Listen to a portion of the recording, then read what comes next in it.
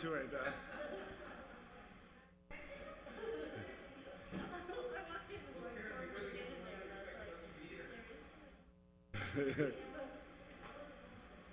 I can't.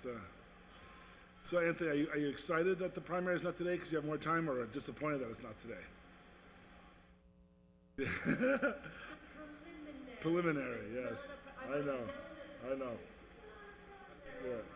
Yeah, they did. Even preliminary. I like that it's a little bit later. I mean, people just come back from Labor Day vacations. I feel like it's going to be turnout's going to be probably bad. I think.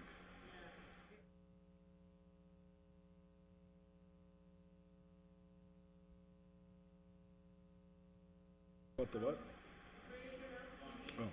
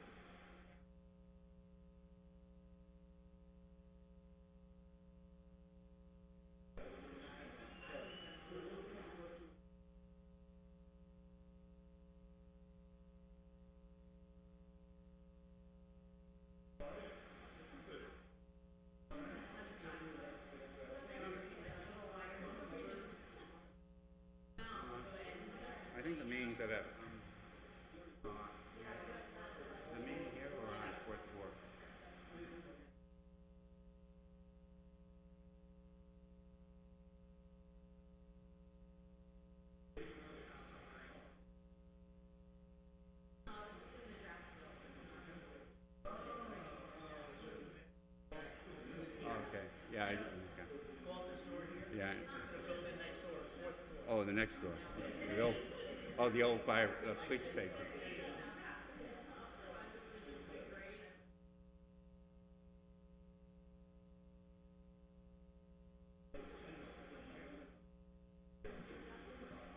Yeah. Yes, sir. How you doing? Yes, sir. Yes, hey. Saw your husband today.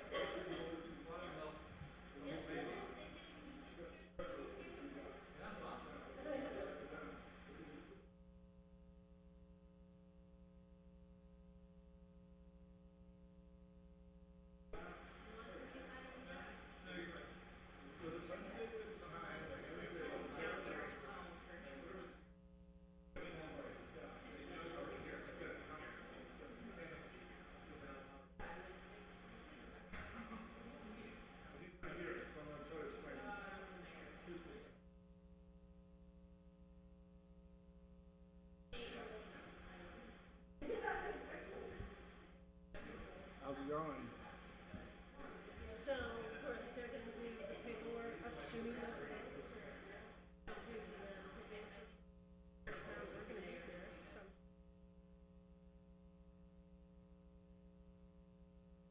We have to get to Humison.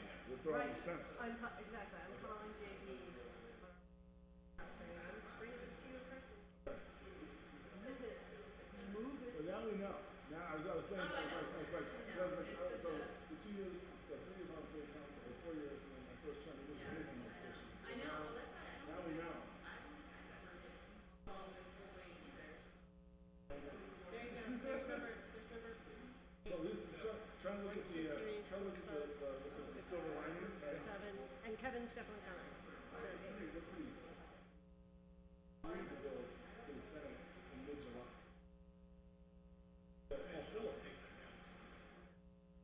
I just the 3. I just this one.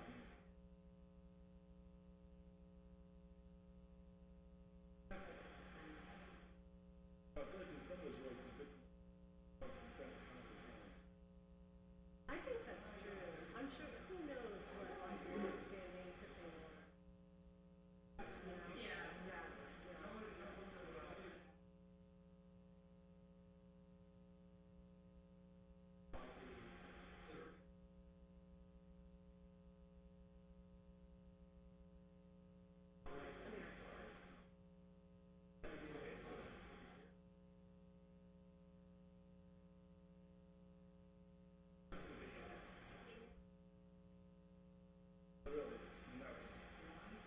We were discussing.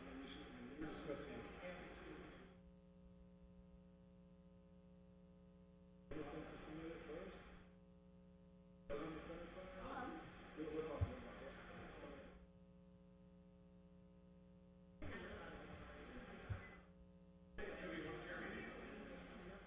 2 minutes, I will.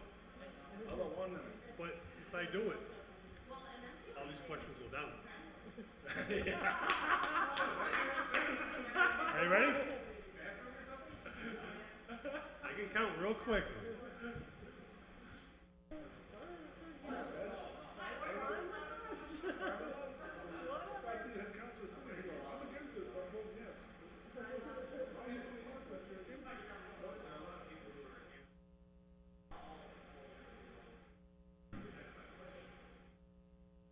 Right. No, I actually agree with you.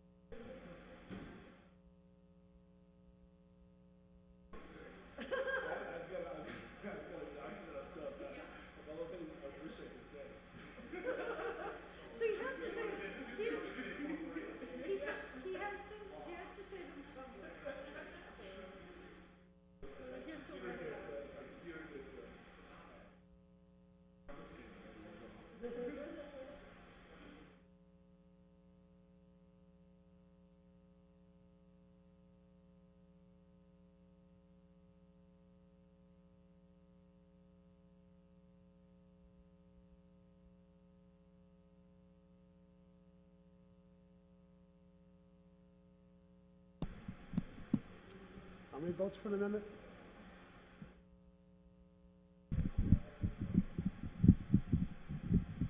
How you doing, Pat? I'm doing well. How are you doing? Doing good. Excellent. Excellent. When's the awards dinner? Awards meeting? October 1st. Okay. Thursday, October 1st. Yeah, it's gonna be a good night. It's gonna be a really good night. Yeah.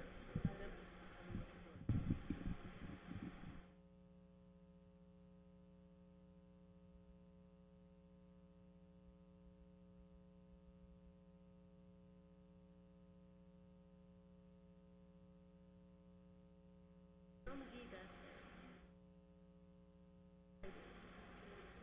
Todd McGee, yeah, Todd McGee.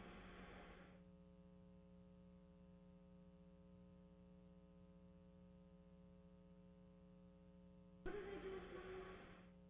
Coalition, environmental coalitions coming together as an aid. Different groups across this economy are talking about great jobs, great energy.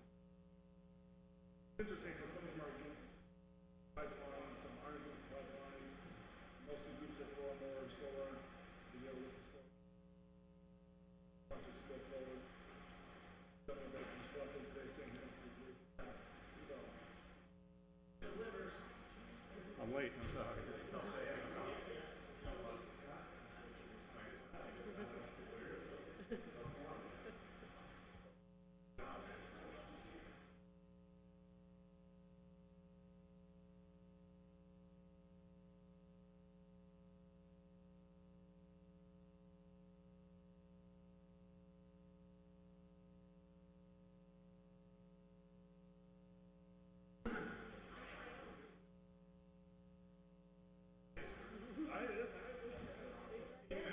I'm already late for a meeting. Oh, I know how you feel.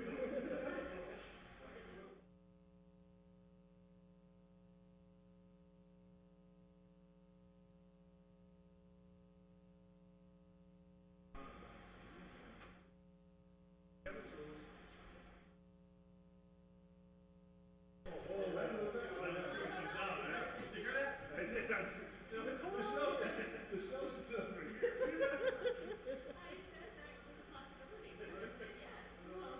I mean, it's not been called for already.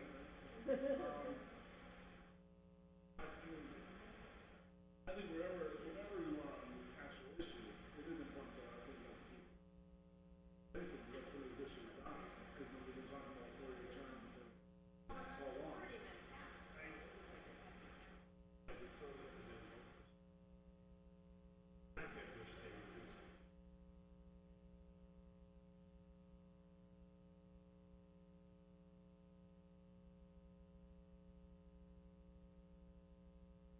One could argue that there's not any.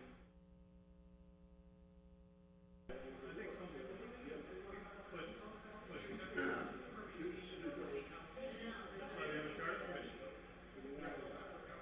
you notice that the awards you have won have to win the large person to announce who's running for it.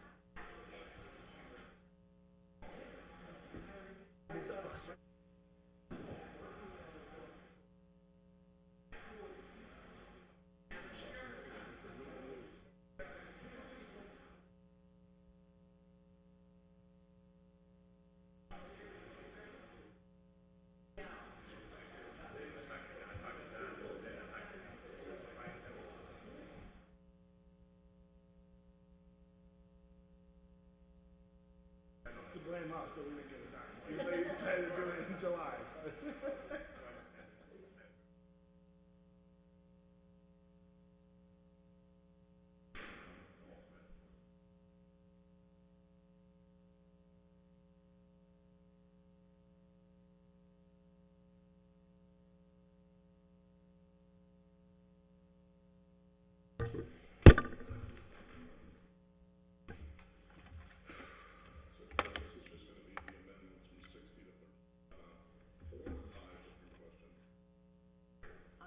Five, I late filed the other one.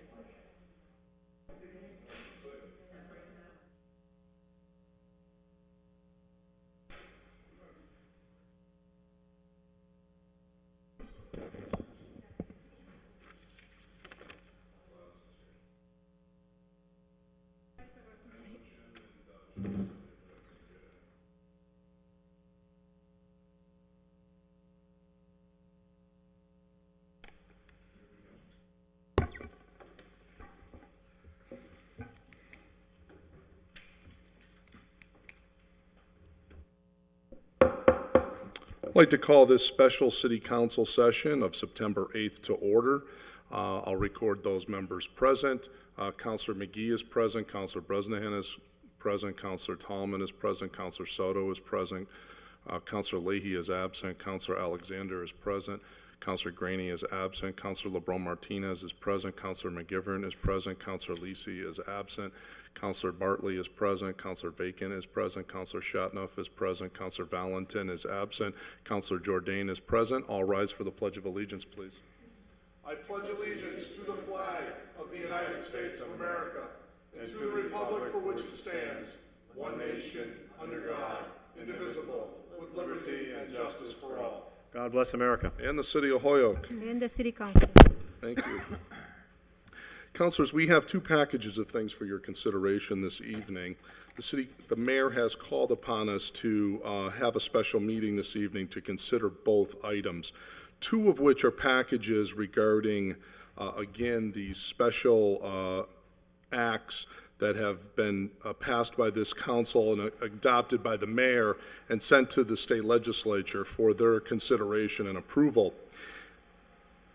Recently, this past week, it has come to our attention from our legislative delegation that there is a requirement that there be a summary posted of the law change for the city clerk to post.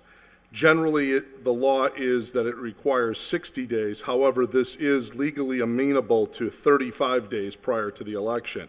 That is the intention of the city to do that. However, we need to amend this according to the general counsel's office to request a 35-day summary be posted as opposed to a 60-day summary. And that's what brings you here this evening, okay? So this is strictly two procedural votes. The first one is going to be, these are going to come into you in the form of two packages. One is regarding House Bill 3329, reducing the size of the city council to 13 members. House Bill 3558, the 4-year term for mayor, House Bill 3734 regarding an appointed treasurer, and House Bill 3689, a 4-year term for the city council. The second package is going to be related to the school committee having a 4-year term, and that will come in the separate vote, okay? And the only thing you're voting on this evening is to change having a voter summary, instead of it being 60 days before the election, being 35 days, okay? Any questions? All right. I would entertain a motion to adopt both of these changes to amend from 60 days to 35 days. moved. Okay, is there a second? Motion's Second. been made and seconded to have these two changes, which would allow for the summary to be 35 days out before the election as opposed to 60. Any discussion? Counselor Vacan. I'm very disappointed by this development because the reason that I voted to support these on the ballot in the first place was to give the public the opportunity to weigh in, and a late notice and a late summary does the opposite of that. It creates a very small window and a lot less time for people to read the legal form and even get it out and about to the public before the vote. So I'm very unhappy with it, and I just think it's bad process. Thank you. Counselor Soto. Thank you, Mr. President. I concur with Councilor Vacan in adding, how are the people going to be informed of this within the, I mean, are we paying for postage for each and every voter, or what's going on? Like, how are they going to be informed? I'm sorry. Sure. It's my understanding that it's going to be, as it's already, I mean, I think pretty much most folks, there's been a number of news articles already generated about these issues. That's going to be a vote. This is just to allow these formal summaries from the clerk's office to be published. There is no advertisement budget. I don't think anyone plans on spending, you know, several $1,000s to mail questions to everybody. The questions will, however, be published in their full before on the ballot. There will be summaries that will be publicly available. I think we could put it on the website, but I don't think there was ever any intent, whether it was 60 or 35 days out, to mail it to everybody. But it's strictly, you know, just this, it's a formality. In fairness to those who are trying to advance this for us in Boston, I believe this is a recent development that came to their attention. They weren't aware of it, of this requirement. And so now they're just bringing this to our attention, and after they were told about this 60-day requirement, they were able to get it amended to 35 days, provided we and the mayor can consent to it. And Am how I many? categorizing that, Representative? I think that's overall correct, right? Right. Is it okay to approach? Do you need to? Yeah. Motion to suspend the rules to allow Representative Vega Motion to to suspend. approach. Okay. All in favor? Aye. Opposed, so moved. Thank you. Nice to Just see turn you. your microphone on. Just. Check, check, check. Oh, is it? Okay. Nice to see you. Unfortunately, I had to drag you out on Tuesday night. We didn't have a scheduled meeting. I'm disappointed as well. This, what's actually happened is that we put 60 days on. It's not on? Is it on now? Now it is. Now it says. On the bills that came to us, we had 60 days put on there. That's what came to us. We went above and beyond what the state requires, usually, which would be okay, right? Whenever a municipality does above and beyond the state requirement, we're usually not penalized. We got it through the House, as you know. Mid-July, the three bills went from the House, approved from the House, over to the Senate. We met again on August 3rd here to do the amendment to the Treasurer bill. Once you guys gave us that amendment change, we got it right to the House Council. They approved it. It got out that week. That went over to the Senate by August 17th, so 10 days after we got them the information. All these bills sat in the Senate Council for the month of August, unfortunately. Senator Humison, who unfortunately couldn't be here, he tried to get them moving on the Senate side. He notified me that Senate Council had an issue with how things were written. I could not get clarity on that. He could not get clarity on that. Last Wednesday, we got a phone call that they had issue that we had 60 days instead of 35 days. So our effort to inform the voters with much more notice was penalized by the Secretary of State's office. We contacted the Secretary of State 6 months ago to run these bills by them. They had no issues. They said, we don't need to look at them because they're all home rule petitions. I think that unfortunately we've been caught up in sort of a House, Senate, Council bickering session. And unfortunately here to fix the issue. So, again, they've been sitting in Senate Council for the last month. They could have moved during informal sessions in August, but they didn't move. And again, we were notified on Wednesday. Once Senator Humison got the phone call that they were not coming out of the Senate, we were actually together at the Soldiers' Home. We called President Jourdain. We called Mayor Morse and let everybody know. We still would be in the window if we did it on the 15th. We just thought if we give us a little more time, if we met tonight, if you guys approve this, gives us a little more time to get the amendment done. In talking with lawyers and whatnot, I wonder if in the future, I think this is sort of a learning moment for all of us. I know probably Councilor McGivern and President Jourdain have probably been through this before, but it's my first time doing home rule petitions. I didn't do any on city council, and we didn't have any last year, save for the sewer bill issue. But I wonder if there's a way to say that substantive changes need to come back to a vote of this body, but any technical changes could be fixed in the House by the maker of the order, or by the presenter. Because if we didn't have to come back here just for a vote to change 60 to 35, it wouldn't have been holding us up. It is normally what we do. Any changes, it usually goes back to the municipality for a vote, but I wonder if there's a way to sort of say, the treasurer one was obviously a substantive change. We need to bring that back, have a discussion about it, but the change of this is just holding things up. So again, I apologize, Senator Humison apologizes, but we do still think that given the vote tonight, we should be able to get this done and not avoid any other issues. Any questions, councilors, to Representative? Okay. All right. So the motion on the floor is to adopt both packages of changes. One is going to be for relative to the school committee change. The other one is for the other four. If there's no further discussion, we'll go to a vote. Councilor Vacan, you look puzzled. Did you just bring in the other motion, the school committee change? Yeah. But I thought we were taking that up separately. Well, we could, I was going to just have them as a package to adopt both packages. Or do you want two separate votes? Yes. Because that's a late file, right? It is? Yes. Do you feel that strong about it, that we have Yes. it as two separate votes? Yes. Okay, all right. So we'll vote on the first one, which is a package relative to the first four, okay? And that is all of them but the school committee one. We'll make that as a separate vote, okay? Any other questions? All right, hearing none. Let me get my roll call sheet here. We'll take a vote. Yes is in favor of the changes. A no vote is to deny the changes. If it's okay with you, we will vote alphabetically. Starting with Councilor Alexander. Yes. Councilor Alexander, yes. Councilor Bartley. Yes. Councilor Bresnahan. Yes. Councilor Shatnoff. Yes. Councilor Jourdain, yes. Councilor LeBron Martinez. Yes. Councilor McGee. Yes.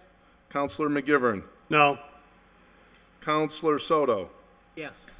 Councilor Tallman. Yes. Councilor Vacan. No. And that's it, because Councilor Valentin's not here. 1, 2, 3, 4, 5, 6, 7, 8, 9, yes, 2, no, and 1, 2, 3, 4 absent. Okay? So that vote was 9-2. Passes. All right, now, motion on... Motion to suspend, take up the late file for final action. Okay, Second. motion to suspend the rules, take up take up final action on this. I don't even know. Point of order? No Yes. such thing as late file than a mayor's special meeting. Right. I really, yeah, I agree. Well, then there we go. He has it on the agenda, so therefore, it's not going to be late file. The order went in, he's brought it up before us for our immediate consideration. Motion to adopt. Okay, motion to adopt. Is there a second? Second. Second. Any discussion? Okay, hearing none.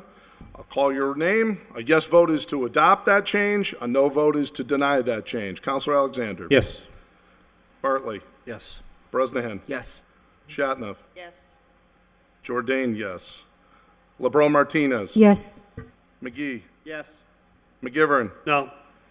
Soto. Yes. Tallman. Yes. Vacan. No. 9 yes, 2 no, 4 absent. There's no other that is adopted. Motion to adjourn. Okay, Second. motion's been made and second to adjourn. There is no further discussion. All in favor of adjourning? Opposed? Aye. We stand adjourned. Thank you for your time. Okay. The ordinance meeting at 6:30. You have a public hearing? Yeah, no, this is just a quick special meeting. Yeah, we'll be going on in a minute.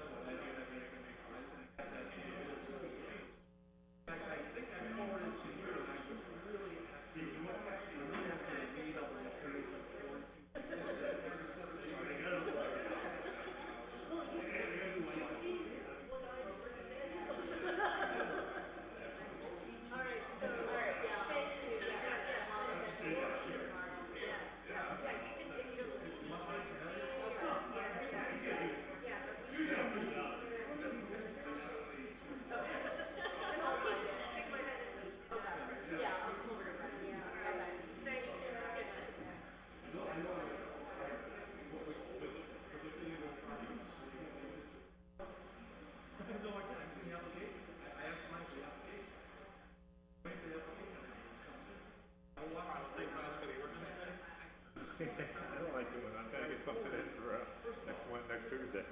You get it in by what, Friday noon or something?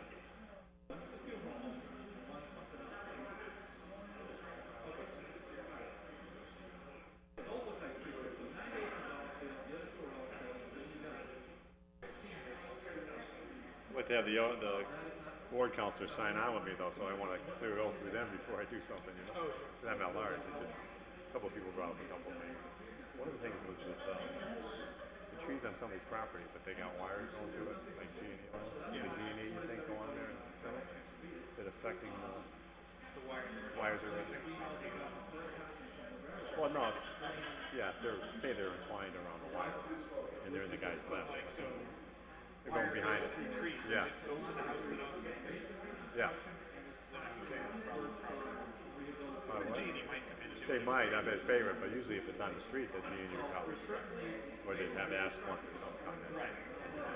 That's what I told the guy. I said, well, I'm not sure. I want to probably take a look at it and see. I said, if it's your tree, they may not. Once it's your tree, it's your property. Your property, and if a line, sometimes lines go in the back. You know, Those things come in and turn off the power when the tree got works on the tree, yeah, cut so it doesn't. Yeah.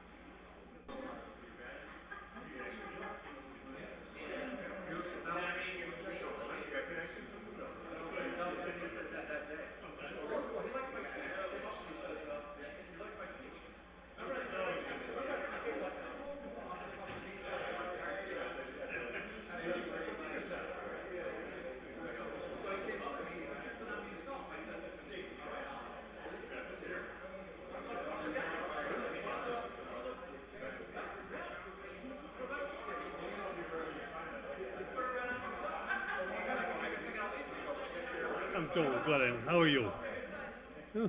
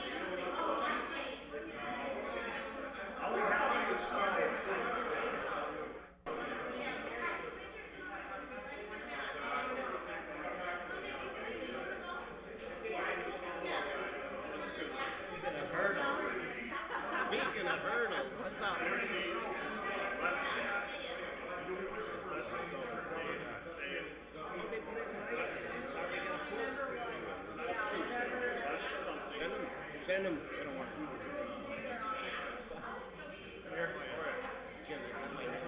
Good, how are you? What's up, Mimi? How are ya?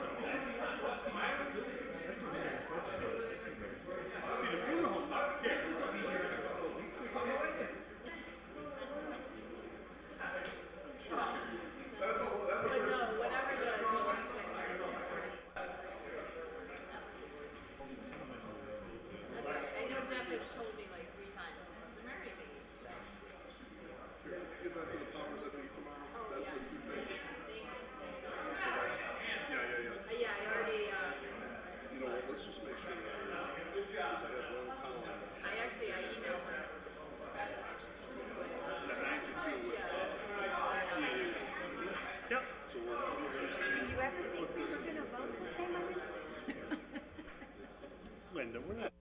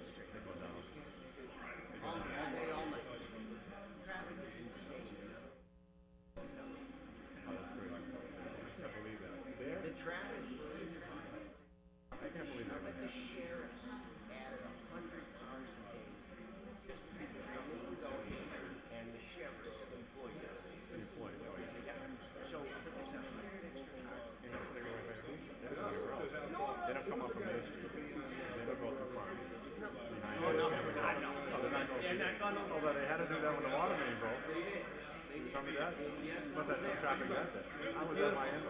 I loved it when the bridge was closed.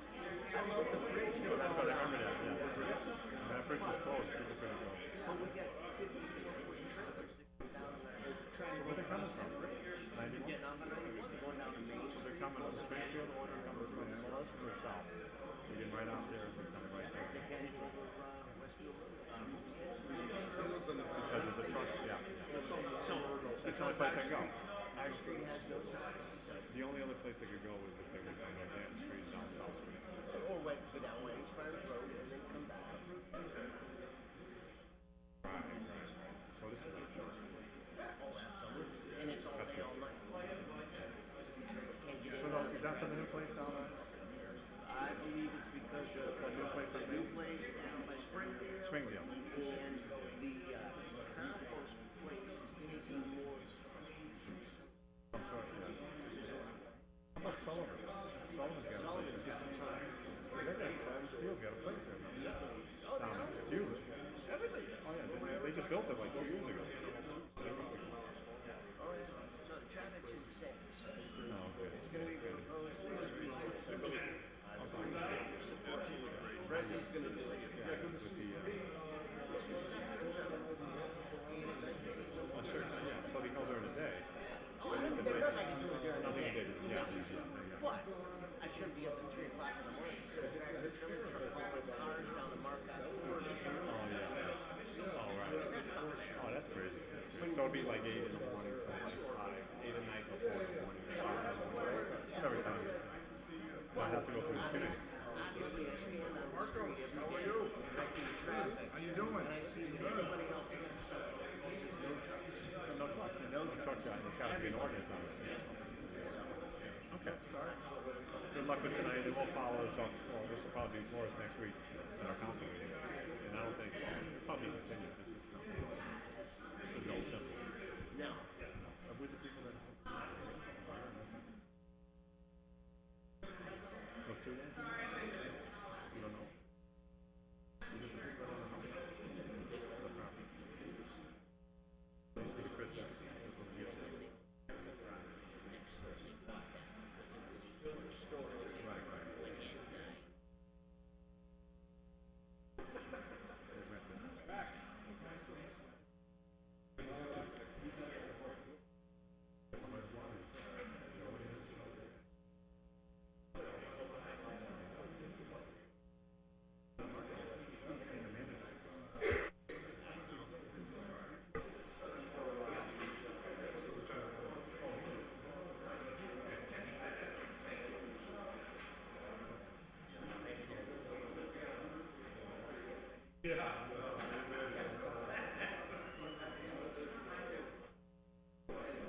What's that with that Christmas tree?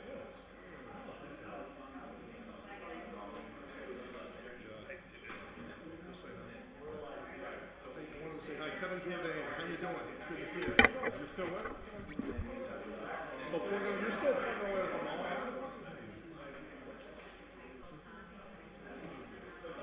Hi, sorry I'm running late.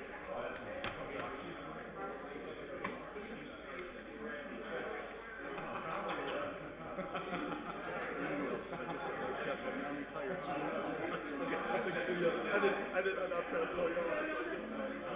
Now they're on a fixed thing version. What would you do something?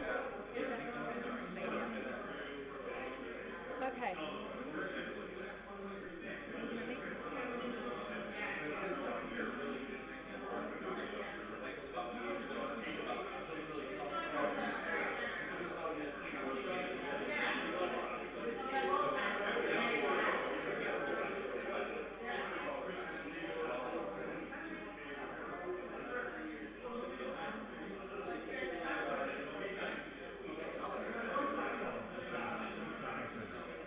Oh, that's a different thing. Okay.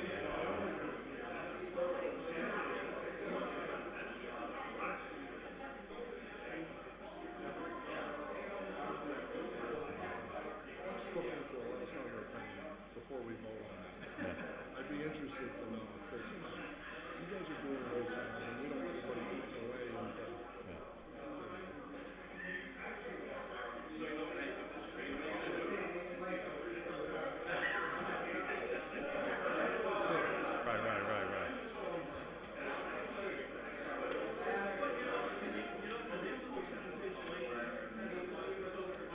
yeah, yeah. Hey, what's going in over, what's the street with the St. Paul's Insurance Building? Oh, yeah, definitely. I mean, you don't just tear down $5 million buildings for no reason.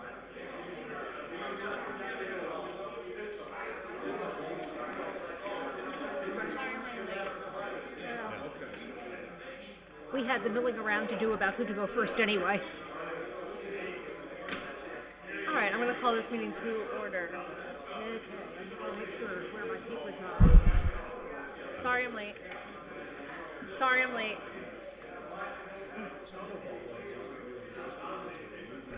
Good evening, everyone. I'd like to call to order the regular meeting of the Committee on Ordinance for Tuesday, September 8th, 2015.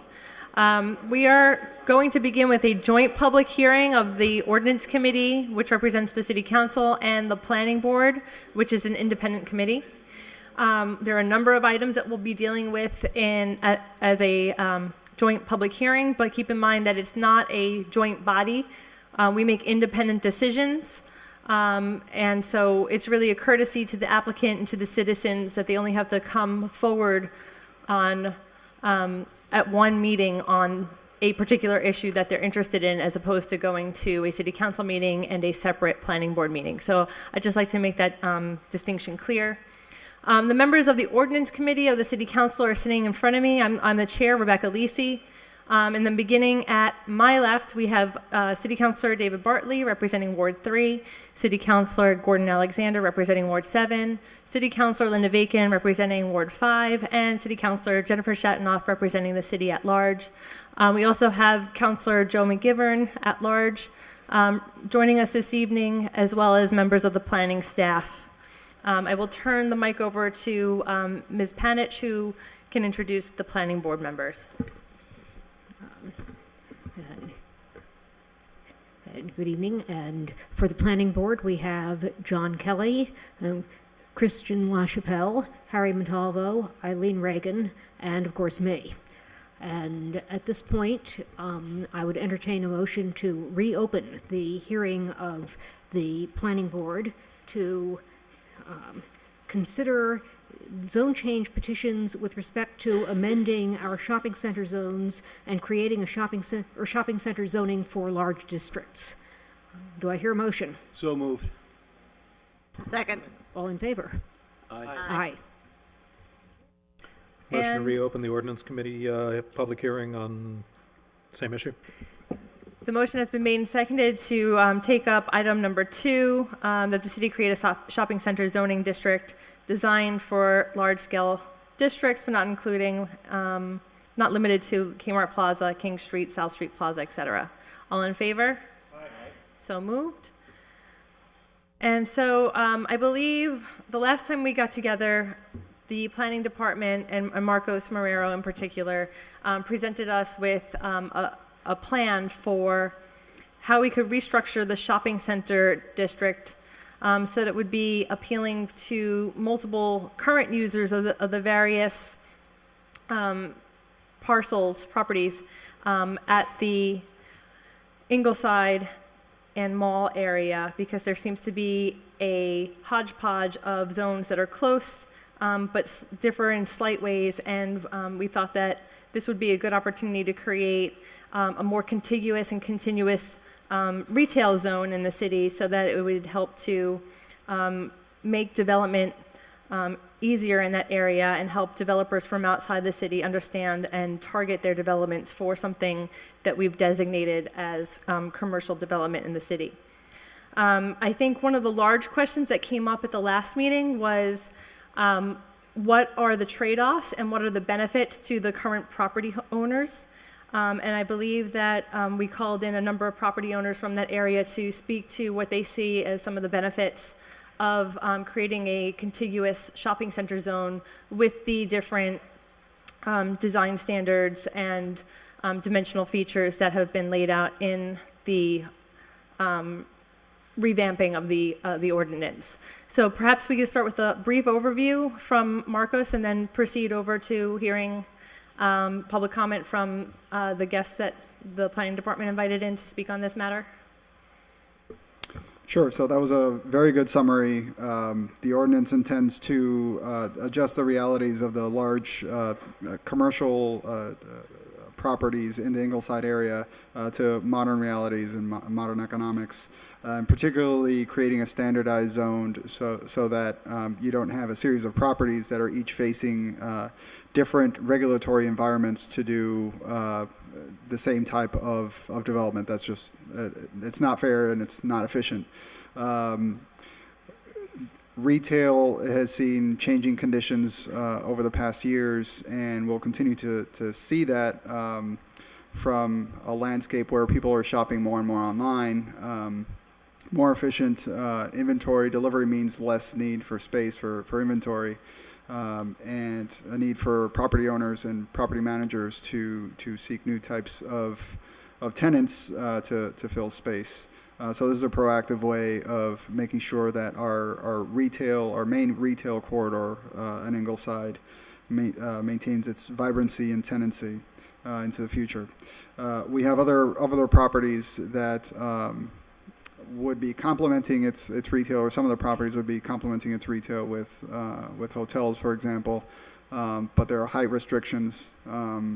There are signage restrictions that aren't uniform, and there are restrictions on some retail as to what type of office or medical space would be allowed versus in others there is no restriction. So that just makes very little sense, and this would all make it uniform for all the players in the neighborhood. So that's a quick overview of the ordinance that's been discussed. I think it's been 3 or 4 times now. And one of the takeaways from the last meeting was to invite some of the property owners. We did reach out to property owners of the mall, Pier 1 Plaza, Barnes & Noble Plaza, the former Holyoke Hotel, which is being redeveloped now, and others. By and large, this has received very positive feedback, and we've invited them all. I believe we have a couple of them here today. Thank you, Mr. Marrero. Do you want to add anything, or should we open public comment? Okay, I'd like to entertain a motion then to open the public comment portion of the evening. Motion's been made and seconded. All in favor? Aye. So moved. We need a vote from the planning board as well. Actually, we don't. You don't? We have never taken a vote to open public comment. Okay. So with that, if there's anyone here who would like to speak in favor or against this project, I think we have noted already that there are some vested interests here who'd like to speak. Just state your name and address for the record, please. Andrew Crystal with O'Connell Development, 480 Hampden Street. As Marco said, he reached out to us and gave us a copy of the draft changes to the shopping center district. We are 100% supportive. It makes sense, I think, from a planning perspective as well as for our particular property in the district that will be affected. The industry is changing. Stores are getting smaller and fewer because, as Marco said, online shopping and other avenues of retailers. So the trend we've seen throughout New England and really quite frankly across the country as space becomes vacant in retail centers is more and more mixed use is happening, whether it be medical offices, civic offices, satellite post office stations or substations for police are fairly common, as well as just commercial office space that's more service oriented. A lot of the traits of the retail centers, such as the ones in Ingleside, meet the requirements of a lot of these medical offices as the medical industry is being decentralized. There are more and more clinics popping up, and they look for the same easy highway access for regional outreach, as well as the parking requirements, which are actually less than a retail store of a similar size would require. The only thing I would ask the board and the ordinance committee to consider in the ordinance is the restriction on the percentage of space that's being proposed to be allowed to be non-retail. I think it's being now proposed at 10%. I think that's low based on the amount of vacancy that's coming up, on the types of uses that we would see coming in.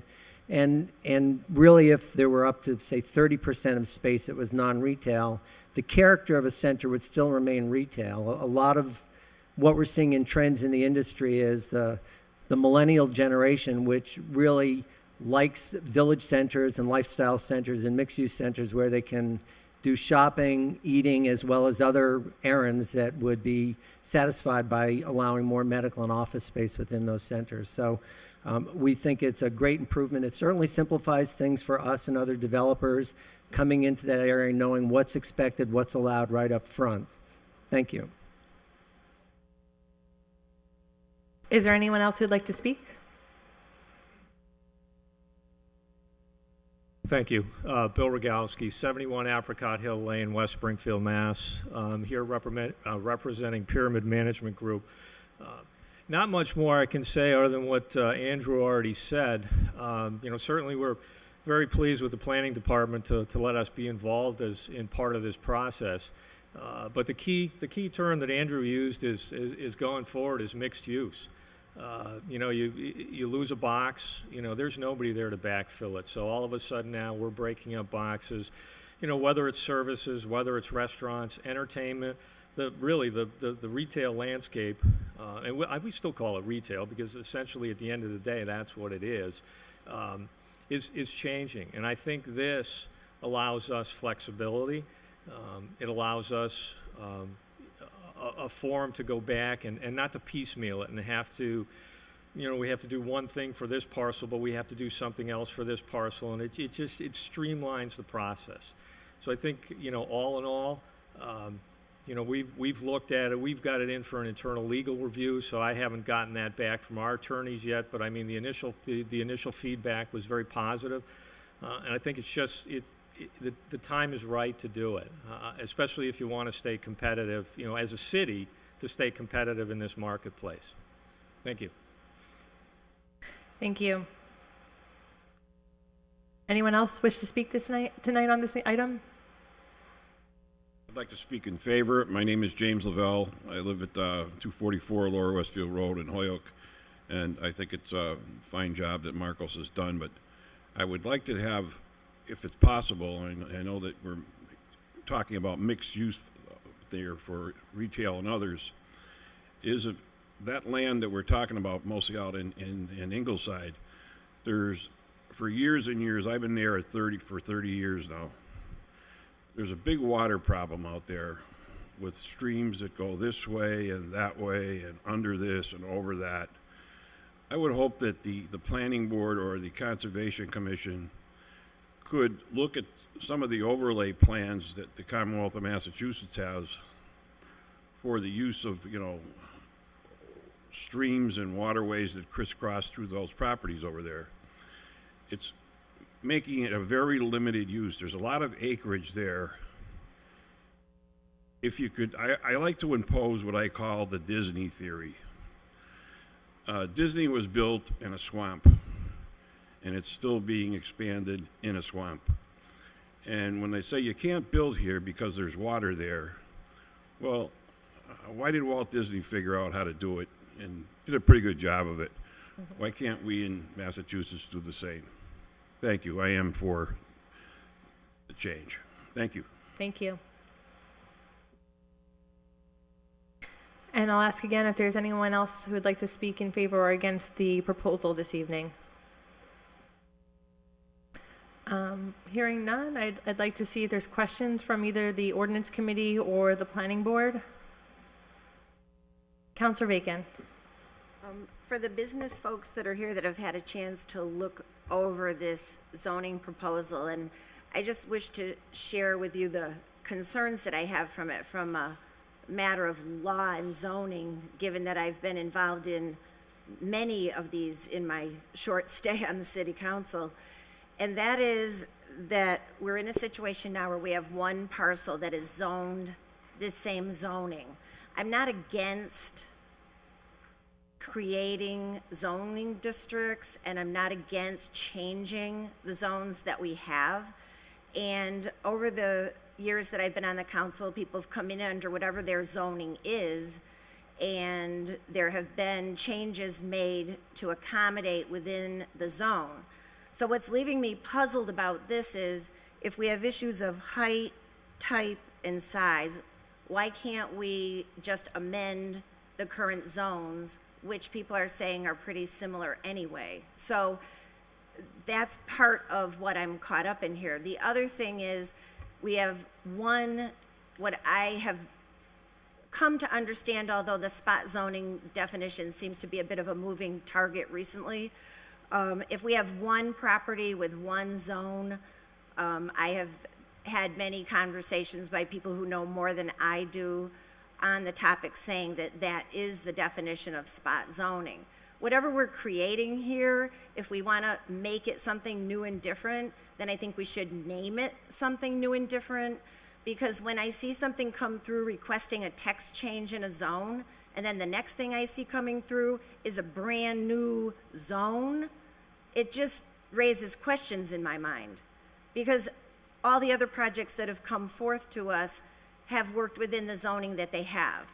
So the question that I'm left with for the business people that are here is, given the zoning that you have, and given the zone changes that you see in this shopping center proposal, is there enough compelling within this new zone that people who are zoned BH, BG, IG are gonna come in and say, I don't wanna be this zone anymore, I now wanna be a shopping center zone?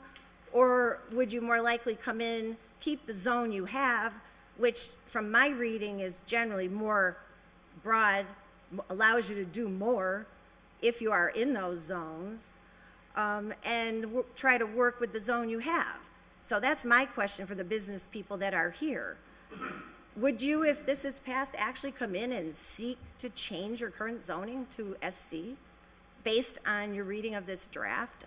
I would just be really interested to know. Thank you. Do either of the business owners who spoke want to address that question?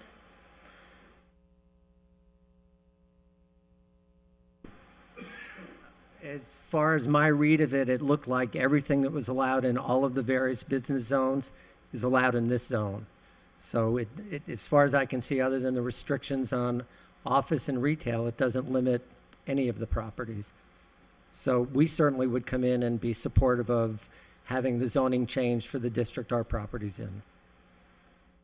That wasn't my question. Go ahead, restate your question then. My question was, given the current properties that you own, if this zone change goes through, are you going to come in and seek to change the current zoning of your other properties to this zone? He said he was in favor of the zoning change, but what I'm seeking the answer to is, would you change your current properties to this zone if it was passed from what they are now?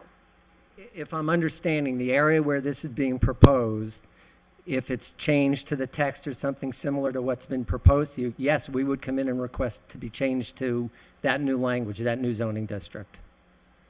Well, from my reading, this is not, it's been spoken of as an area limited zone change, but South Street Plaza is included in here. So I'm not understanding that this is proposed as a neighborhood zone change. I'm understanding it's being proposed as a city-wide zone change. Thank you. So I just want to follow up on that point, Councilor Bacon. So it's a zone change, and it relates to the text that governs the zone. So if we create a shopping center district, currently we have a shopping center district that's fairly narrow. It's on the Barnes & Noble Plaza alone. And so technically, if we change the language, we're really changing only that one parcel in the city until other property owners request a zone change. And I do think that the city can play a role in facilitating the zone change. And I think at the end of the day, what we're trying to do here is create something that is attractive, so that, for example, Mr. Rogowski, who's at the mall in a BH zone currently, sees some incentives, whether it's the signage or the height requirements, or even the mixed use in particular, that allows for flexibility moving forward that is not presently available in the BH zone. And I think Marcos wants to speak, but I do want to recognize Councilor Bacon before. Thank you. I'm not really here to debate the chair, but to my knowledge, we do not have a retail zone in the Ingleside area in the city. We have a number of zones in an area that has a lot of retail. This is true for other parts of the city as well. So if we are interested in creating a retail zone at Ingleside that we then want to call shopping center zone for the owner of the shopping center that wants the text change, let's call it what it is. If we are in actuality creating a zone change for the city, then let's call it that. It sounds to me like what we're more talking about is sort of what was done on Northampton Street relative to mixed use, only we're talking about Ingleside for shopping center. Would that be accurate, Marcos? No, it would not be. What we're trying to do is make a text change on an existing zone so that then we can rezone the properties around Ingleside. So it's a two-step process, and just for clarification, the city doesn't have to wait for property owners to apply for it.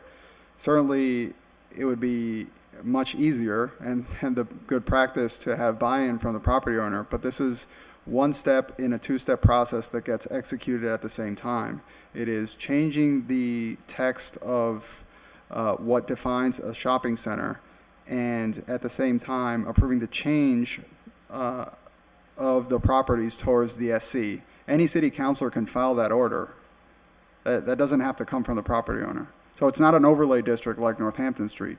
Well, I didn't mean from the point of view of what type of a district it is, but from the point of view of the creation of a district that is treated in one way where other areas will not be treated that way. I was not under the impression that this was only about the Barnes and Noble. It is not. Shopping center.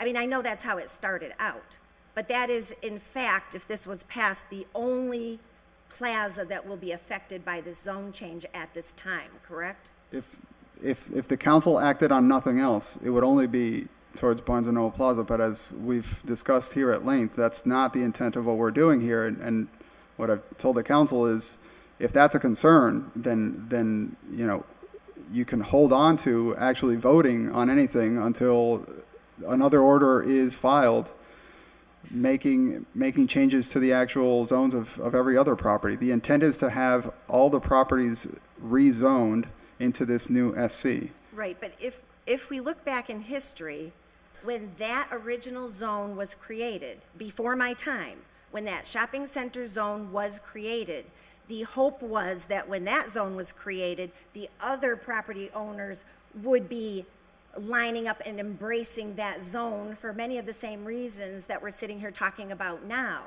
But creating that, if you will, did not cause the people to come. The people went for the zones that gave them the greater degree of flexibility at the time. I guess what is not clear to me is what the value of it will be in terms of the results. I understand the concept, and it's not that I'm not understanding what you're saying. I'm not seeing the value of the proposal for the city. Well, the value of the proposal would be someone who can't do a hotel higher than 4 stories can now do it. So that's higher value. That's more jobs. It means that right now a property that's constrained as to how high it can go, like the mall, or the signage that they can provide, or the types of uses that they can use to fill the space, they now have that use available to them, so that they can make sure that the space is filled. They don't get into a significant amount of vacancies, and they don't go into a death spiral like, frankly, the downtown has gone through many, many decades ago, where you start losing tenants, and at some point it becomes less valuable to be there. So, this provides them with the flexibility, as Bill Rogalski has just said, to maintain their tenancy high, the value of the property up, and that is the biggest taxpayer in the city. So that's a golden egg right there. It provides the tax revenue, it provides an enormous amount of jobs, and it also provides for new types of development. Whether the SC was successful when it was passed, I don't know, in the 70s, in the 80s, I don't know, I can't speak to it, but also just because that failed doesn't mean that this isn't a good attempt. The only thing that it really maintains is the letters S and C because it's shopping center. Because really, that's what the district has become.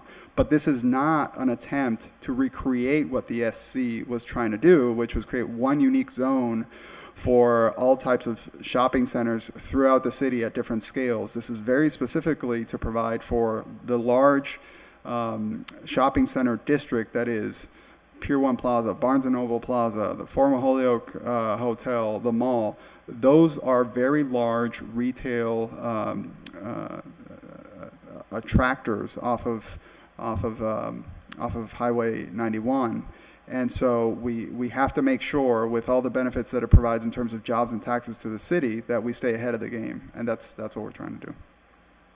I still don't see the difference between those plazas and South Street Plaza. Well, there's a significant difference between those plazas and South Street Plaza. South Street Plaza was built at a time where the main corridor, north-south, was Route 5. So all the traffic and therefore the clientele that you could capture was right there. The reason why you have vacancy in South Street Plaza isn't necessarily because they don't have flexibility to have different uses. I doubt very much that there would be a proposal for a high-rise hotel at that point, because it's not visible. It's off the beaten track. Whereas off of exit 15, you have access to a lot of clientele. So the limiting factor for South Street Plaza is visibility. It was built at a point in time where it's no longer getting the flow of people into it. So there's a significant difference there. Other plazas aren't as big. They're not a destination, as is the mall. The Holyoke Mall is the regional indoor mall. And with that attraction, you have the attraction to other plazas that have set up around it precisely because it has a lot of traffic flow from exit 15. So there's a significant difference. I don't want to monopolize the mic, but I would just say it would seem to me that any plaza could benefit from flexibility if that's the main selling point of this zone. Thank you. Thank you. Councilor Alexander and then Councilor Shatanoff are in queue. Thanks. Continuing under suspension, I can ask Marcos a few questions. Yes, absolutely. Thanks. Marcos, hey. So it sounds like we're getting a little bit tangled up on are we tweaking the existing zone that happens to apply to the Barnes & Noble Plaza, or are we trying to create something that is in essence new? So if we called it Zone SP, Shopping Plaza, instead of Shopping Center, it would be a new zone. Then the Barnes & Noble Plaza would be free to apply for a zone change from SC to SP, correct? Or the city could decide they want to rezone from SC to SP. Correct. And that would also apply to any other parcel in the area. It would be going from its existing zone to this new zone that was created independently of any existing property. Correct. So that might be an option that solves that circular debate that seems to be going on. I would note that one of the two orders that we're trying to address in terms of agenda and sort of what started this conversation specifically does call out South Street. I think you may have actually been referring to the Kmart Plaza in your discussion of Route 5 I'm sorry, traffic. Yes, you're completely right. I did confuse those. Yes. Which no longer, Route 5 is no longer the main corridor. But Kmart, South Street, some of these other, over, I'm picking a number, I don't know how big that is, but over 25 acres of blacktop, that at some point you say, okay, this is large scale, this should be governed under some kind of shopping plaza, I'll stay away from SC, zoning. And maybe when the dust settles on the proposal for a zone that makes sense up in the Ingleside corridor, maybe the Kmart Plaza isn't best served by that same zone. And maybe we need to look at something different for Kmart, for South Street, for, I don't know which other ones might be considered in the city. But I would suggest that because we keep getting into this discussion of, are we talking about rezoning the Barnes & Noble Plaza for the purpose of adding a couple of uses, that maybe we should just rename this new zone so there is no property in the city under that zone right now? Don't change the proposal at all. Just change all the SCs to SPs or something else so that we could say, it's a clean zone, it's a fresh zone. If you want to be in, apply for a change. That's all. Thank you. And Councilor Shatanoff. Thank you. And my question is going to kind of piggyback that. We're talking about the mall, we're talking about up there, but Kmart Plaza could come in and ask for this zone change, correct? And So, and I anyone know can it's ask not for a zone the most popular road in Holyoke and blah, blah, but they could. This isn't stopping anyone who has enough land to ask for this zone change. So it's not just for the mall, it's not just for Barnes and Noble. So I think that's where, I'm not gonna speak for anybody, I'm not gonna speak for anybody. That's where people could get tied up. We're just catering to Ingleside. But other properties could apply for this zone. That's correct. Any property owner can apply for any zone that's on the books. It would be up to the council to decide who merits it based on where it is and what functions the public wants there. Yeah. Okay, thank you. Sorry, Mr. Kelly. Please don't call me counselor. I get enough trouble. Just one minor thing. I recall the last time we met, I suggested, because of the fact we've got a couple of motels being built, Whiting Farm Road project, and maybe interested in a third hotel out in that area, that we also allow car rental by way of special permit. Because a lot of times people staying at these hotels and motels want to rent a car, and I don't see that in any of the drafts yet. So I just propose that as something that we may want to consider adding as an additional use to this particular district. Councilor McGivern. Thank you, Councilor Lisi. I'd just like to go on record and thank the planning director for telling me, as the original maker of the shopping center zone sponsor, that it failed. And I appreciate that greatly. We heard from two important people this evening. Vice President from O'Connell Development, the general manager of the mall, one of the finest malls in Western Mass, and one of the greatest developers right out of Holyoke in most of New England. And the Holyoke Mall goes far beyond Western Mass for what it attracts to. And they're telling us it's changing. Our job tonight is not about guessing and second guessing what's going to happen, but creating opportunity to go along with the change and to bring the type of business that we need in Holyoke, to be able to think about building up instead of building out when it comes to retail, to think about mixed use, which is what we're doing downtown, and to create the concept of mixed use across the city so that we can do it within reason, do it carefully, but do it as a plan for the entire city. This is probably, what we're doing this evening is probably one of the reasons that the shopping center never really took off. We didn't create it for, and it's not Barnes & Noble, it's Holyoke Crossing. We created it because we did want to put as many large shopping center districts into one zone, get away from IG, get away from Business Highway, and make sense out of it, because when you look at some of the zones that the shopping centers are in, there's a lot more that can happen that is not what the neighborhood needs. This makes sense. We're putting the eggs for what we call retail into one basket, but opening it up so we can attract new business, hotels, restaurants, non-uses that will be compatible, but at the same time, not necessarily allowed. And I think the biggest, restriction here is to finally address the height restriction and realize that we have to start building up. We have to start thinking about that, or we're not going to make it as a community. Two very important people spoke. The planning department has put a good proposal in front of us. I'd just like to speak in favor of it. Thank you. Councilor Alexander.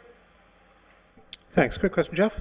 What zones can you put a car rental in now? Car rental agency, I guess. is the right term.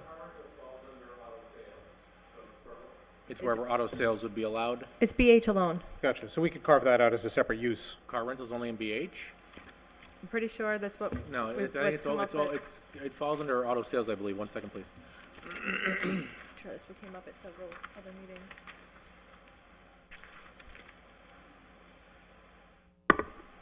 As classified in the use chart, it says motor vehicle, trailer, boat sales, and rental is allowed by a special permit in BH, BE, and IG.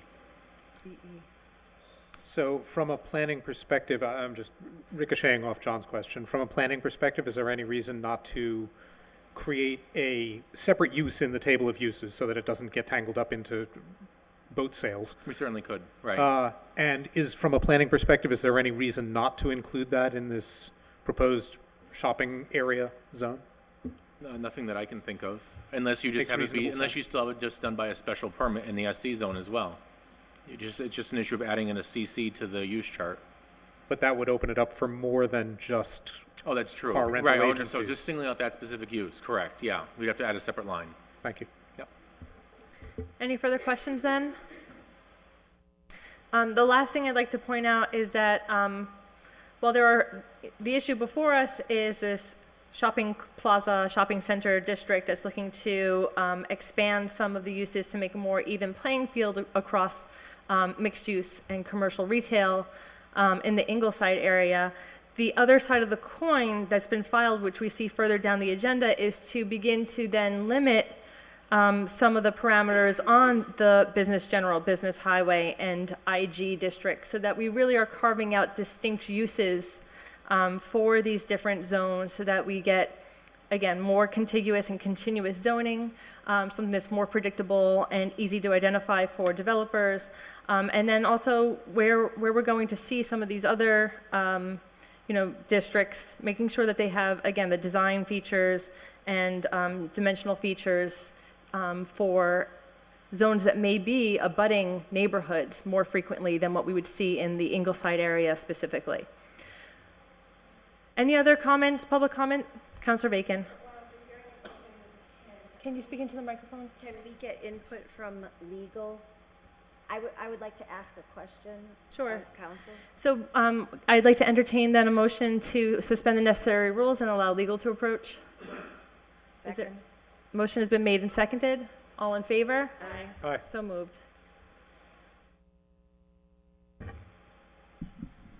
So Kara, the question just came up, or in the discussion, it came up that perhaps there might be certain uses under some of the existing zones that might be removed and other things added to this zone that we're having the hearing on.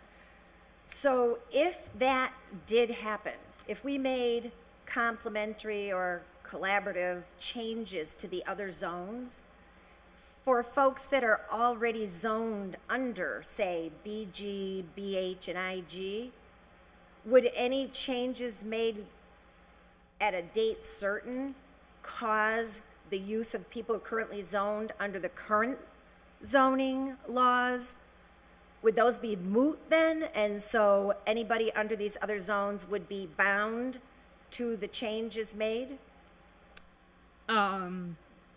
They would be. I mean, if you took a use out of one, I mean, say you take, I'm just going to make this up, if you take a restaurant out of BL and a restaurant is no longer allowed in a BL zone, any restaurants are now pre-existing non-conforming uses, so they can continue to operate and enjoy that protection for as long as they do operate, but then there's a whole, another area of law of if though they cease to operate, and obviously no new restaurant could then come into that zone under that scenario. Well, I would just say, if that's the path we're going down, we better be really, really careful, because when we're crafting zoning laws and making changes, I don't think we're supposed to be about picking winners and losers. I think we are supposed to be about creating flexibility, creating opportunity.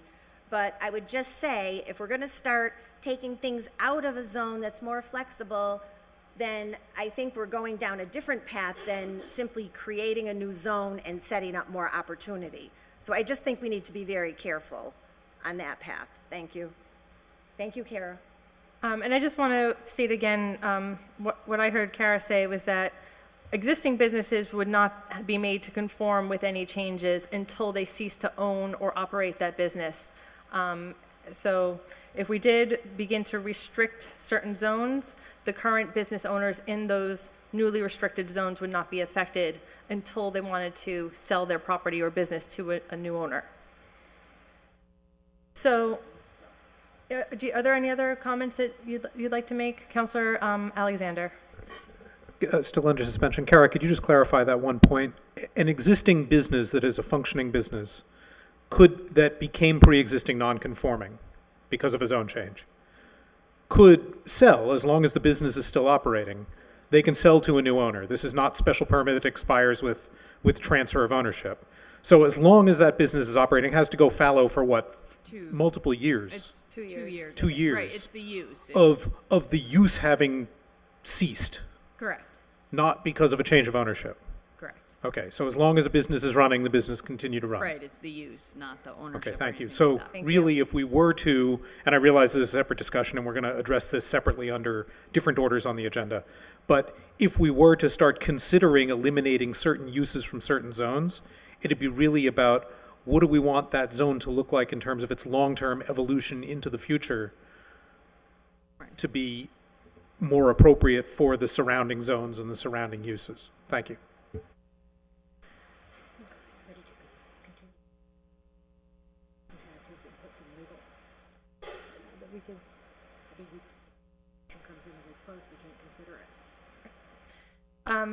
So then, is there a motion to continue this public hearing to a date certain? Is there a reason to continue this public hearing? I'm concerned simply because Mr. Rogowski has, sure. Mr. Rogowski has not received information from his legal department, okay. which he's Good asked point. for. Thank you. And did you have a question that you wanted to address? You need to come to the microphone and state your name and address for the record. Hello, my name is Mary Hurley. I live at 72 Lower Westfield Road in Holyoke. I guess I'm confused. I wasn't sure if the petition, Mr. Croto, if I should speak now or if that was something that would be continued to address later. It's a separate public hearing, which we'll be taking up next. Thank you. Thank Okay. you. So we need a date. We need a date, and I guess we can look to the first Tuesday in October as a potential date. Can you ask Bill if he's going to... First Tuesday is city council. Mr. Rogowski, there's been a question raised as to whether or not you think you'd have your formal legal opinion on the text changes by the 13th of October. I will certainly push for that. If I might make one additional comment, and again, I'm not committing to whether we would seek that zone change.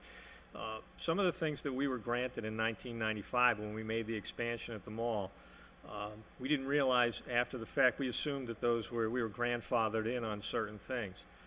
As we moved forward, we found out that we weren't, due to certain changes in the zoning code. So it becomes at that point for us, and I'm sure Andrew would agree with me, to lease to a tenant nowadays doesn't take much to kill a deal. You know, and if you trip up in the short grass because maybe, and we've changed that, but we can't manage the issues one at a time. We changed the signage ordinance. So that was great. We almost lost a tenant over that. Yeah, it makes a difference to one particular tenant whether, if they can get a certain size signage somewhere else with what they would consider equal visibility, they'll go. It doesn't take much to queer a deal. So I would hope you keep that in mind, that the ultra competitiveness of the marketplace. But yes, I kind of danced around the question. But yeah, I mean, we'll certainly shoot for, what was the date? October 13th. October 13th is what we're looking at. Sure. I'll push for a response. Thank you. Thank you. So motion to continue the public hearing of the ordinance committee till October 13th at 6:30? Is there a second? Motion has been made and seconded. All in favor? Aye. So moved. And motion to continue the public hearing of the planning board till October 13th at 6:30. So moved. All in favor? Aye. On these items. So Councilor Alexander just raised a question because we didn't suspend the necessary rules to take up 2 and 3 as a package, but we did speak of them. It probably makes sense to, for the record, take up item number 3 and then motion to continue it to the 13th so that they remain as a package. Motion to take up item number 3. Motion made and seconded. All in favor? Aye. So moved. Motion to open the public hearing on item number 3. Motion made and seconded. So all in favor? Aye. So moved. Motion to continue the public hearing on item number 3 till 10:13 at 6:30. Motion has been made and seconded. All in favor? Aye. So moved. So items number 2 and 3 related to shopping center districts are both continued until the 13th at 6:30, October 13th. Okay, thanks everyone for coming in on that item. We're going to move forward in our agenda. Motion to take up item number 4. Motion has been made and seconded to take up item number 4. Is there something else? I'm sorry, I can't hear you.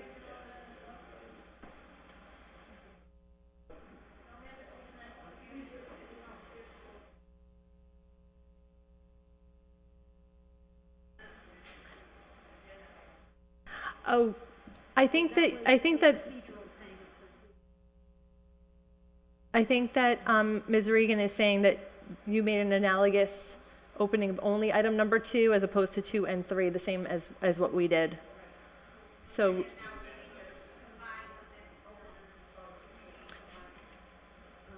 I am advised by our clerk that we're okay. You're okay? Yeah.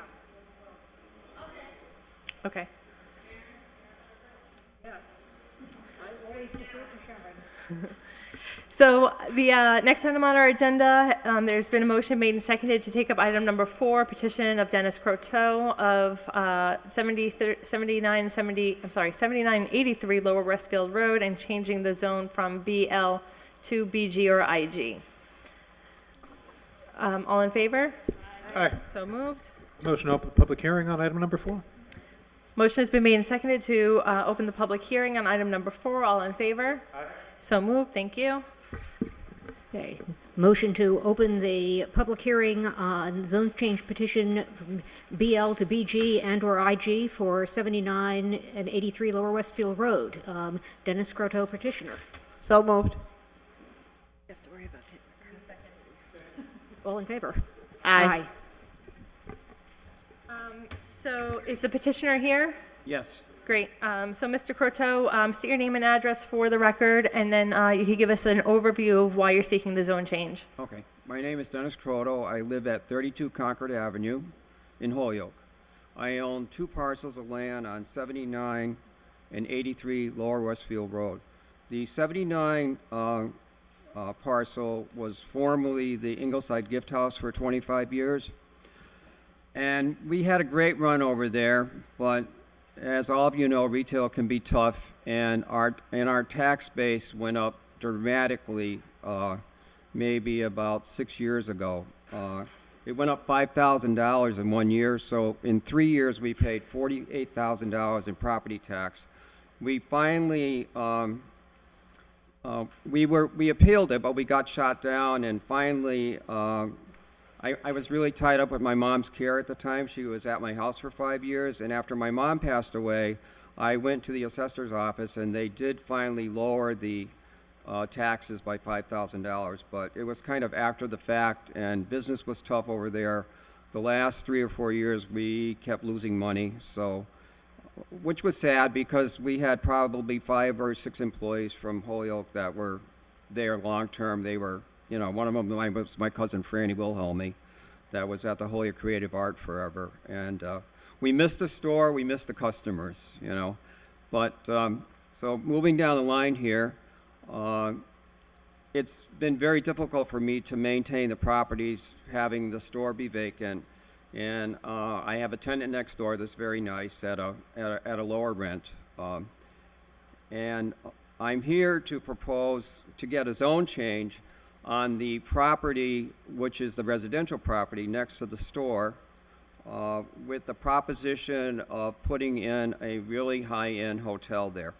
My cousin can speak to you about those particulars because he's been working with the people that made the offer on the property several months ago. We talked to both the son and the dad. They've already done an analysis of the property, and they feel it's an excellent location, and they could certainly work with the area to make it attractive. My desire, because I've lived in Holyoke, is the same thing I did at McClellan's. I've owned McClellan's Flower Shop, particularly for 47 years. It's in a residential area. We have one of the nicest properties in the area, and we maintain it beautifully. We have wonderful neighbors. Some of them work for us, and you know, it's just a nice relationship. I don't want some business going in there that's going to be detrimental to the area, because I think it's a great area, and that's our goal down the road. Certainly for the city, because I live here, and and especially for people that are abutting the property, rather than having the property run into ruin because of maintenance and so forth.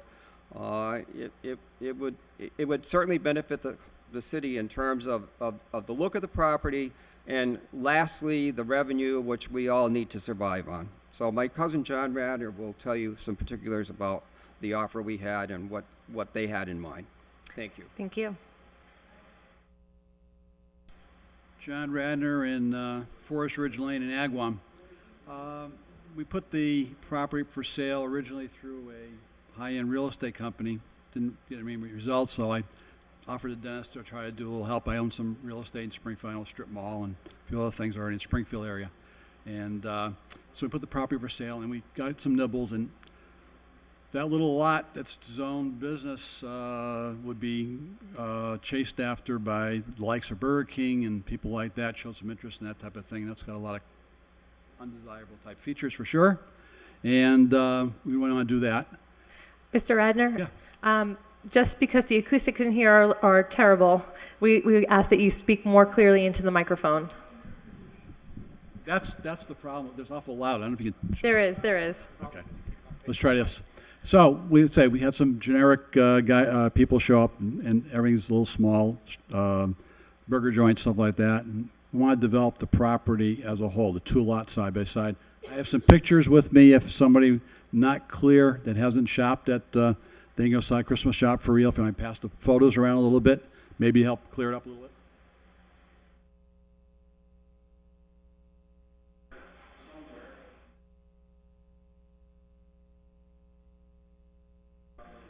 So you got the main store that's been there, and it's a getting dilapidated house as the main store, which has got the somewhat proper business zoning, and the house next to it on the left-hand side is a brick ranch, which is being rented as we speak.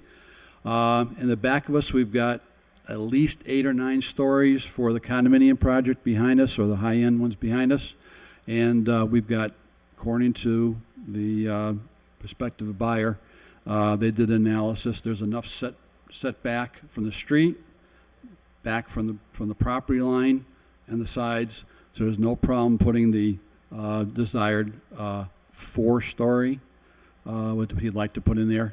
That's all, just 4, not 6, not 8, just 4 stories, small boutique hotel, and his starting range per night is $172. High-end business, college people going in, not the kids, but the parents going to visit the kids in the colleges and the high-end business trade. He promises that in writing to you. He didn't. What we're trying to do here is Dennis has got a limited budget. He's got a lot of problems with the taxes and so forth. I try to help him out. So Amish would love to be here. We said we'd try to get some feel for the neighborhood, and then lo and behold, you got this new zoning change possibly might help us indirectly, or not sure about that too, you're talking about. So that something else that confused the issue tonight. But anyway, so it's a high-end boutique, small pool inside, conference center for businesses. And it's not going to be a outside type picnic areas or playgrounds or anything like that. None of that stuff. Strictly tied internally. And so we said that we would try to see what the climate was in town for a zone change possibility before he came in with his crew. And the architect's got some generic drawings already done. I said, we'll come in first and see what the sentiment is, and lo and behold, there's a possibility of a zone change for the territory, which includes some more of these features that we would need to have to get the zone changed on our behalf of our potential buyer. And he's got quite a repertoire there, and he says, it's 50 to 100 plus thousand to get his own change done for the ones he's involved with. And we'd like to have that money come to us or to my cousin for retirement purposes, be honest, up front, rather than to give it to a outsider to stand here and get something started. So we wanted to get some initiative started. If there's some hope, then we'll hire, I think people like Toby, I think it is one of the gentlemen that we met before, one of the lawyers. He would represent us in Amish and so forth, or every recommendation that way, and he would go forward with his drawings, plans, and so forth. But I talked to Holyoke Light and Power. is it Jason down there? He said, very unique situation. Everything is there. The electrical light, natural gas, sewers, roads already there. Nothing has to be adjusted in the street area to accommodate a project like this. And there's woods on the left-hand side. We're going to talk about the swamp there, or the brook, or whatever it is, it's bone dry. That won't get encroached. There's plenty of property behind our lot where the parking lot from the people behind us is there. It's not part of their playground area. It's a parking lot that butts our property in the back. And then the house to the side of us is vacant as we speak, as for sale. So there's nobody there right now. I'm not sure who's the owner there tonight here or not, but that property is for sale. It's vacant. And across the street, it's woods. We got one major house across the street that, and the curb cuts are already, they told me that too, the curb cuts are already there. So there's no aggravation going through and asking for a curb cut change either. Make a loop coming in and coming out. The 2 curb cuts are already there, and which is a nice feature according to the city already too. So less aggravation that way. So the property's pretty level, pretty flat. Wouldn't require much work for elevation change. So there's no massive bulldozer work or digging or anything like that. Utilities are there, and we're close proximity right out to the intersection to get to 91, where the majority of the traffic would be coming from. It wouldn't be coming up the hillside from down on Riverdale Road. If it's business traffic, etc., it'll be coming in from the 91.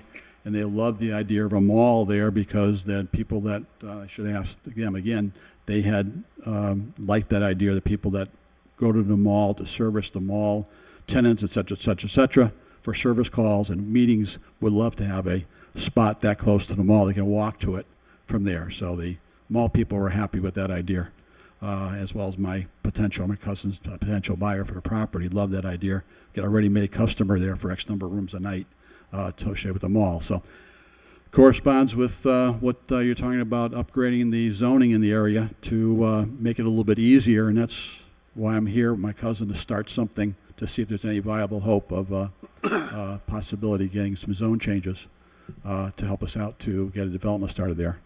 I'll drop a number, whether you believe it or not, but our potential buyer says it's $140,000 per room to put that together. $140,000 per room. So I talked to your assessor, and obviously he had a little smile on his face when I gave him that kind of number, and the number of rooms involved on 4 stories, plus the building itself. He had a nice smile on his face. So this is not a $1 or $2 million operation. This is pretty good size, to say the least. Nice development situation, and it won't be down into a category of a $30 a night for a family of 4 at $172 a night. That's not the clientele he's shooting for, and doesn't want that clientele there. He has 1 or 2 other locations that cater to that. This would not be that. So in the listing there, he has 1 or 2 that they do take the welfare people, and that nothing for this place like that. This is all the other ones he's got are the high-end locations. And the number of people employed would probably end up being, I would imagine, 25 to 40 people employed there throughout the day, besides the linen service, food service, et cetera, going through there too. And a little bit about traffic. Not that many rooms. So they leave in the morning or whatever and come back at night, and there's relative to the amount of traffic there's almost no pressure on traffic. It's already there. So very few problems to create for traffic jams or anything like that. It's plenty of parking there for what he needs to have for building a lot, plenty of parking there as we speak, and there's plenty of woods around there to buffer from the people behind us also, or the neighbors for the most part. So it looks kind of clean situation there to do without creating a stir in the neighborhood or creating another mess. It doesn't require road improvements or anything like that at all also. So. Can I ask a few questions? I hope so. I still need you at the mic. So the current zone of 79 Lower Westfield Road is business limited, BL. And what is the current zone of residential? That's the problem on the little brick house is plain residential. Yeah. It's on the petition, original petition, that if you got a copy of it. I don't do this full time, so I've got it memorized, but I think it's residential 1 or something like it. It's on the original petition, it's listed there. Is it R1A? I can get it for you if you want. Hang on. It's R1A? Okay. Both are 1A? It's fine. I see it now. I see it on the map. So it's currently R1A. And is the intent that the two parcels are going to remain separate parcels that you're going to do one development on? Or is one side going to receive the development and the other side is going to remain? We need both parcels. One would be where the hotel would stand now, where the so-called retail store is now physically laid out. That would probably be the hotel base, and the left-hand side would be the parking lot base on the left. So going sloping down. I would have a question for legal then, as to whether or not, if you have two parcels that are zoned business, whatever you're seeking, business general or industrial general. Originally, when I went, and by the way, I forgot I need to finish my question. Okay. So I'm just wondering if the setback requirements are different. I mean, maybe it's a question for planning, actually, so we don't have to suspend the rules. So my understanding of what we've seen before us previously is that if you want to build one giant thing across two lots, it needs to be, those two lots need to be married into one single lot to receive the setback requirements that you would be envisioning for this large-scale project. Does that come first? Is it a chicken and egg situation? Do they need to apply for a merging of these properties before they can apply for the zone change? Or what is the procedure that we should be looking at? Well, I would think that you'd have to apply for an A&R plan to join both lots into one to avoid any setback issues. An But A&R? that approval not required plan. But I'm not quite sure if there's anything with the common lot law that will, or if there is such a thing, if there would be anything that would prohibit them from not doing that. I guess the only fear would be that in the event that one property were to be taken or sold, that you'd be losing half of, or part of the facility. I mean, there's been recent projects we've had where we have advised the applicant to join the lots into, one holistic lot. And does that require a separate public hearing It process? is not a public hearing, it's just a matter of submitting the plan, and presumably that plan will meet the three criteria, that it's on a way, has frontage, and that it is on a city-accepted way, street, right away. Okay. Go ahead. Sorry, I have both Ms. Reagan and Mr. Kelly want to make some points here. And I'm sure that yours are the same. We may have the same question, but, and this may need a legal clarification, but what I'm reading here, we have a zone change petition, BL to BG and/or IG for 79 and 83 Lower Westfield Road. It's almost like change it to this or whatever else you wanted to change to. I mean, I don't think this particular petition is even in order. How can it legally conform? It's asked us to change it to either BG or IG. I mean, it's either or. I think the petitioner has to give us a specific zone that they want, number one. Secondly, if one of these parcels is an R1A, are they requesting a zone change for that too? Because I don't see that anywhere. So I'm very confused by the way this order has been presented to us, number one. I need clarification. It's almost like saying, change it to whatever you have to do so we can put our hotel there. And zone changes are not for a project or one specific development.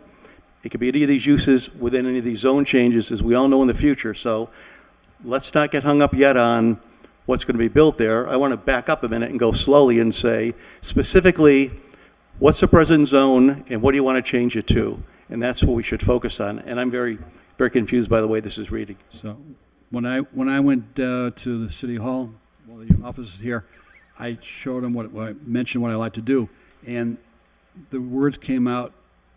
There's hard to get, impossible, a special permit to change that one zoning, which requires maximum of 2 stories. Could ask for a special dispensation to make it allowable for 4-story, or go for the other business zoning, which allows for 4. So that's what I was told to put on paperwork, and that's all I did. So and this is, again, I'm just here kind of like, I guess I just like I guess the question is we're being asked to consider a zone change from one zone to one or another specific zone. Right. And I'm just wondering from a legal perspective, is that correct? Or should we always be looking from one zone to one zone? So I can say that Kara gave me the go-ahead on advertising this petition as it was written, because the clock begins ticking once the petition is submitted. And it seemed that we could advertise for both, but at some point we need to narrow it down to one or the other so that we're really clear. I think that's all I have to offer at this point. But I would like to just pick up, before I go back to Ms. Reagan, whose hand I do see, on a point that Mr. Kelly made that I think is worth emphasizing here, and that is that we do zone for use. We do not zone for the project. And, all of this talk about what your proposed buyer would like to do is, of course, interesting and can be very exciting, but it's not relevant here. What we need to focus on is whether moving to a hotel-type use and the other uses that would be involved in or allowed under your proposed zones is appropriate for these couple of parcels. And with that, I will turn it over to Ms. Reagan. Yeah, this is a question for Jeff. Just clarify my brain. When we do an A&R and the two parcels are zoned differently, do we automatically go to the more restrictive or the less restrictive, or?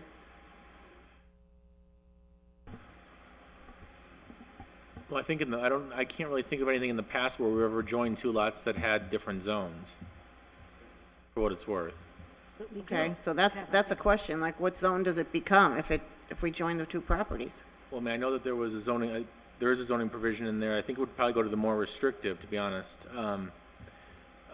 I know that there are some parcels out there that are currently split zones just because of how they were drawn on the map, and they're historic parcels at this point. But I mean, we've never joined lots that were at the different zones. Okay. Well, there are provisions that might apply here. But Do you want to speak, Ms. Panich? I think there may be some provisions in our split zone rules that allow for the sloshing of one use onto a specific number of feet of the border of the other use. But given that we don't normally zone or do A&Rs on lots from different zoning, I'm not sure that would even be applicable. I think this is one that we're going to have to go back and do some research on. So I have a queue here for the City Council, Councilor Alexander, and then Bacon wish to speak. Thanks. Jeff, couple of things.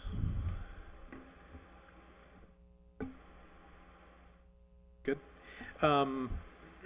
One is, I'm remembering we addressed a similar issue with a property up on Upper Northampton Street where there's that series of little cabin Right, yeah. buildings that make up a Right. the zone boundary cuts through the property there, so it's not a question of an A&R, but there is a situation where we have a single property under two zones.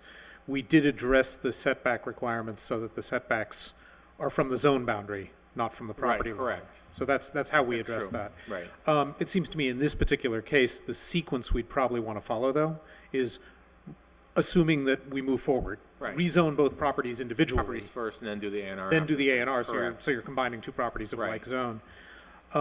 Third point, is there any reason, and maybe this is a question for Kara, so the application before us is to change to either, whatever they are, IG or BG?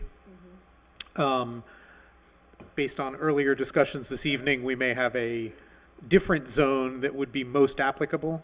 Can we amend this on the fly so that we would rezone to that zone if that We can't. made sense for both the applicant and the council and planning and everybody? If everybody agreed to that, could we make that change, or does that require re-advertising and restarting over? Re-advertising and restarting over? Okay. So can you just repeat what you said, since we didn't have a microphone out there for Kara? So, I'm sorry, I asked Kara, because we had a discussion about whether to create a shopping plaza zone that might include hotel like uses. And if the applicant and the council and planning all felt that was the best path to take, would we need to re-advertise as a unique and distinct zone change for these two properties? And the legal advice we got was, yes, that would require new public notice because we're talking about rezoning to a different zone. So at that point, we would ask this petition, I'm asking you a question, Kara, I'm stating it as a statement. We would ask for this petition to be withdrawn without prejudice so that it could be refiled for the correct zone, assuming that's the path forward that we chose to take. That would be fine. I want to second everything we just heard about when we do a zone change. If we do a zone change, for instance, to If you BG, think that the other zone change situation will be more resolved in October, my potential buyer, and then he could come up with a presentation for you for a building design, stuff like that. But again, good, so this is all just we can look at preliminary. that going forward. But it's important to understand that we really do not view zone changes through the prism of a proposed project. Because that project could go south tomorrow. Mr. Patel could move back to Florida. He seems to have plenty of property down there. And all of a sudden, the new proposal, after we've done the zone change, is to build a Burger King and a McDonald's and a Wendy's all in a row right there. Right. And unfortunately, we zone to allow that. So we're very cautious about zone changes that open up to uses beyond the current proposal. I was advised that if we Because of had a bill of sale or a commitment contract to present at the time, then it may be easier to get a zone change finished up. And like I said, this is like Anything the is chicken and possible. the egg deal. I want to come back to planning for a moment, excuse me. Jeff, since you're one most likely to have the answers, the surrounding adjacent abutting properties to these two parcels, treating them as one, are zoned how? The property to the north is Devonshire. It's a multifamily. I think it's an RM 20 or RM20, 40. yeah. The property directly abutting, it comes down on the north and part of its western boundary. And then it's the CVS, which is zone BG or a B zone. The CVS is one of these various things we're relooking at And this then to point. the right, to the east would be that there's a third home next to the Ingleside Christmas House, and that's zoned R1A as well. The properties across the street are all zoned R1A. And we have a Sears store right across the street, almost diagonally, right? Sears retail tire store, right there at the picture show. But currently it's R1A to the south, unless the SC, because that being owned by Pyramid, in the event that the mall were to go to SC, that lot to the south, which is basically Tannery Brook, where it exits under Lower Westfield Road, which is undevelopable, that would be SC as well. Or S, whatever. Or SP or whatever the final, if it should go forward. So just to be clear, in terms of like the formal definition of spot zoning, this combination of two properties that we're talking about does abut the CVS property. Well, in fact, it really doesn't. There's a little downshoot of the Devonshire, because Devonshire actually has... Devonshire has a street right away out to there or There's a something? little bit of access, or, sorry? They have like a dog leg out to the street right there? Devonshire does have zoning or a parcel that comes out onto Lower Westfield between the CVS and this property. So this is not adjacent to any existing business zone? Yeah, correct. Okay, thank you. I mean, again, you're always looking at the highest and best use of the property. Thanks. I have Councilor Bacon in queue. Thank you. I'd like to follow up on the comments that Mr. Kelly made relative to the petition and the agenda that we have before us, because the way that it reads, and I've raised this with our attorney as well and with our chair, is it makes it appear that both of the lots seeking the change to business general or IG are currently zoned business limited. Now, per our discussion tonight, we know that is not the case. We know the residential property is in between the business limited and the Devonshire land and the CVS. And I really think, and I'm not an attorney, but I think in the plain reading of the English, if a regular logical person was to read it, they would think both properties are already business and you're just changing the type of business. So I think it's not necessarily intentionally misleading, but I do think it is misleading to the public who might have an interest in what's going on. So I really think to have the zone change properly before us, we have to have the request for 79 to be from business limited to whichever one the owner chooses, not that we choose, and for 83 to come in as a separate petition from residential to whatever business zone it is that you wish to choose, because this is just not clear, and we're not going to get a good decision out of a petition that is this murky. Having said that, not based on my own opinion, based on various conversations, public hearings, meetings, and people explaining things to me over the last few years, other than the new discussion around highest best use, if there is a zone change sought that is not similar to anything on either side of it, that has been understood to be spot zoning. So if the Y parking lot was a spot zoning issue, I don't see how we get around that discussion for this, but I'm not an attorney, and I will defer to the planning board on that, but if it looks like a duck and it quacks like a duck, I don't know, I call it a duck. But there may be people who know more about it than I do, but I've been through a lot of meetings and a lot of zone change debates and discussions, and that is what the information that's come to me has led to my understanding. So if I am to be corrected, I will happily hear the information that shows me a new path, but I think you have to come in for both of them.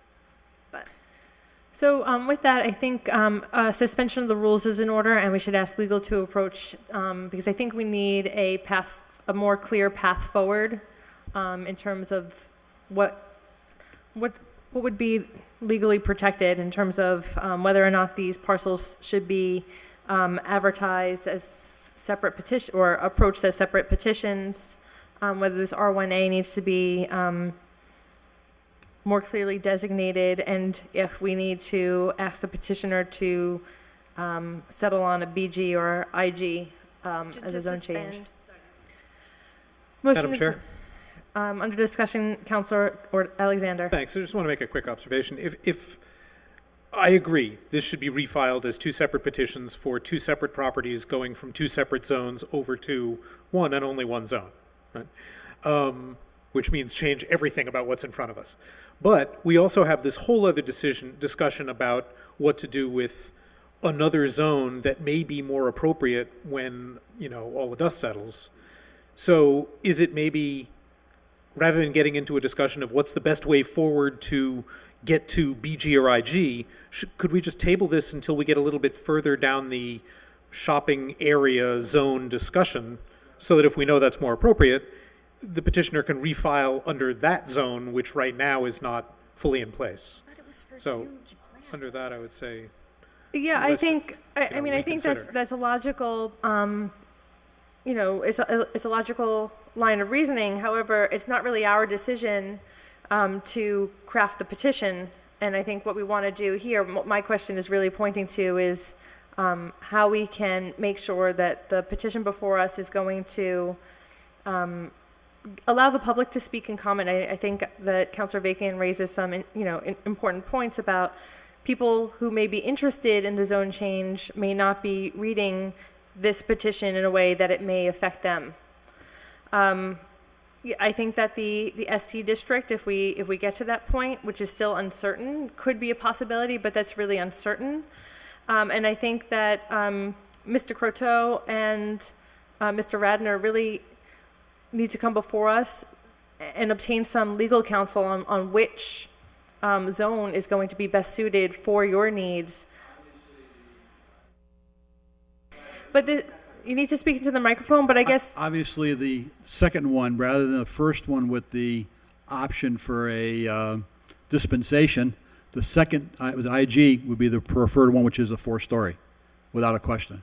No question. Just that when I went upstairs and asked around, they said, well, you could possibly go for the 2-story one with an option to override, to give you an option to do a 4 as an option. I didn't make that up. That was just what upstairs said for ideas. And so obviously the 4-story would be the best to choose from. And I think it's important, I mean, a number of people on both bodies have raised the point that we don't create zone changes for particular projects. And so I think you're going to need some sort of argument for why the IG is the preferred zone that change that you're seeking. Okay. And it has to be a more broad argument than the potential boutique hotel that could come your way, because the zone change is going to remain whether or not the hotel project goes through. I mean, it's still a potential. Okay. And that's why we don't zone change for projects. We want some larger vision presented to us for how that property is going to be useful to that neighborhood under the new zoning. Okay. So was there a motion then made and seconded for the suspension of the rules? All in favor? Aye. Aye. So moved. Kara, can you just help us out with, can we move forward from here with the tangledness that we're seeing, or would you advise that we separate things out and create a separate petition for the parcel at 83? Well, so the first question was whether the petition could ask for alternative zones. I did look into that, and I didn't find anything that says that they can't, as I had advised the chair in moving forward with this, as long as it was advertised, because it's really the key that the public is put on notice of what zones they're seeking. And so obviously the advertisement does list either BG or IG. You know, the petition is for both properties. They're both identified in the petition. If somebody came, you know, both the addresses are in legal notice. If somebody came and looked at the petition, they would see that. They would see the parcel numbers. You know, certainly anything can always be challenged, but I wouldn't say the fact that the ad didn't say from R1A is something that, you know, would require them to re-advertise it. The zoning map in that area, if you look at it, is a bit of a patchwork anyways. So I don't think that just leaving that one part out is necessarily really that misleading or something that would invalidate it, because it is such a patchwork. And, you know, if you, I think the ad identifying the two parcels, identifying what the applicant is seeking is sufficient to move forward. You know, how you decide to ultimately deal with that is up to you. If you, I just want to remind you, it can't be tabled. It would have to be continued to a date certain if that's the route you're going to go. Mm-hmm. Thank you. Councilor Alexander, I believe, had a question for you as well, and Yeah. as do Mr. Kelly. Kara, just because you've got the legal notice in your hand, does it specify a from zone? It says from BL to BG or It does. but it does say 79 and 83. Okay. My question was just, is that in the legal notice, or was it just on our agenda? Right. It is in the legal notice as Yep. well, and it is misleading. Thank you. Mr. Kelly. Thank you. Then my question, Kara, is when someone's petitioning to change to more than one zone, and who chooses the city council chooses a zone at the end of the day? Because in this case, if you look at the two zones being requested, you could argue that one is more restrictive than the other when you're looking at potential uses. So if you're saying that they can petition for more than one zone, someone makes that decision, right? So the city council could say, okay, then we'll let you, change it to this zone, and, maybe down the road someone's saying, well, we really wanted the other one because it's more restrictive. I guess, who makes that decision? That's why I guess I raised the question. From one zone to one zone is very easy to understand. But when they're saying change it to either this one or that one or 3 or 4, or here's the book, pick something for me, then that decision would have to rest with the city council. And what kind of, have we done that before? Well, I do. The city council would be the ultimate decision maker, just as they are in any other zone change. I admit it is obviously unusual. It's not something we necessarily have seen. I did, post the question to a planning listserv, and there, I didn't get any responses saying that you couldn't do it. The response was it had to be properly advertised. And so like I said, I'm not aware of anything that would preclude them from this petition. And ultimately, the way I would see it is that the planning board is going to make a recommendation to the city council. Presumably that recommendation would be for one of these two zones, or perhaps it would be for no zone change. And then, just as in other cases, the city council has the final say on that. Okay. All right, because I mean, one is more restrictive than the other, so it almost seems like, that could maybe be open for, I don't know, further issues down the road by putting that decision in the hands of the council at the end of the day, instead of the petitioner coming forward and saying, here's what I want, and the council say yes or no, and here are the reasons why. Yeah. It's very unusual, I guess. The only other thing I would say is, as I think was alluded to before, the council and even the planning board have the power to initiate zone changes themselves. And so, ultimately it is the council that always has the final say on it, so. All right. I do want to allow the public to comment at this point because they've been waiting. I would just also offer that it may not be a situation that is dissimilar from what we saw with the Whiting Farms parcel. There were two separate petitions with competing zone change requests.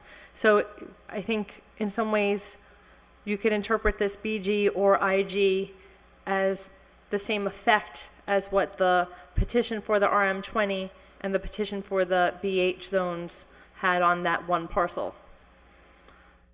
It's one way of looking at it. So I think in terms of public comment, anyone who wishes to speak in favor or against the zone change to BG or IG may come forward and speak, giving your name and address for the record. I'm Harold Brunault, 186 Pleasant Street, Holyoke, Mass. I am the owner of the property directly across from where this proposed hotel would go. I do find it interesting that the alternative, because it puts you in a little bit of a position of saying, do you want a 2-story or a 4-story? And I think they ought to make their mind up exactly what they do want, so we know what is proposed to go in there. I don't see a problem with taking two pieces of property owned by the same person and making a zone change, because I've seen zone changes where they take several properties, 8 or 10 properties, and make a whole zone. I think if you look at the original zoning of the mall, there was probably 5 or 6 different, I think one parcel might have been industrial, one parcel might have been residential, and there's various owners. Because I remember Providence Ministries owned some, and the other one was owned by Jericho, and so on, that put it together to put the whole zoning for the mall. So I don't think zones of 2 parcels, especially owned by the same person, even if they were owned by other people. But I'm more concerned, and I'm always concerned in a zone change, that I'd like to see a contract of some sort by the people that are selling it with the potential buyer online saying that this is what is going to be built.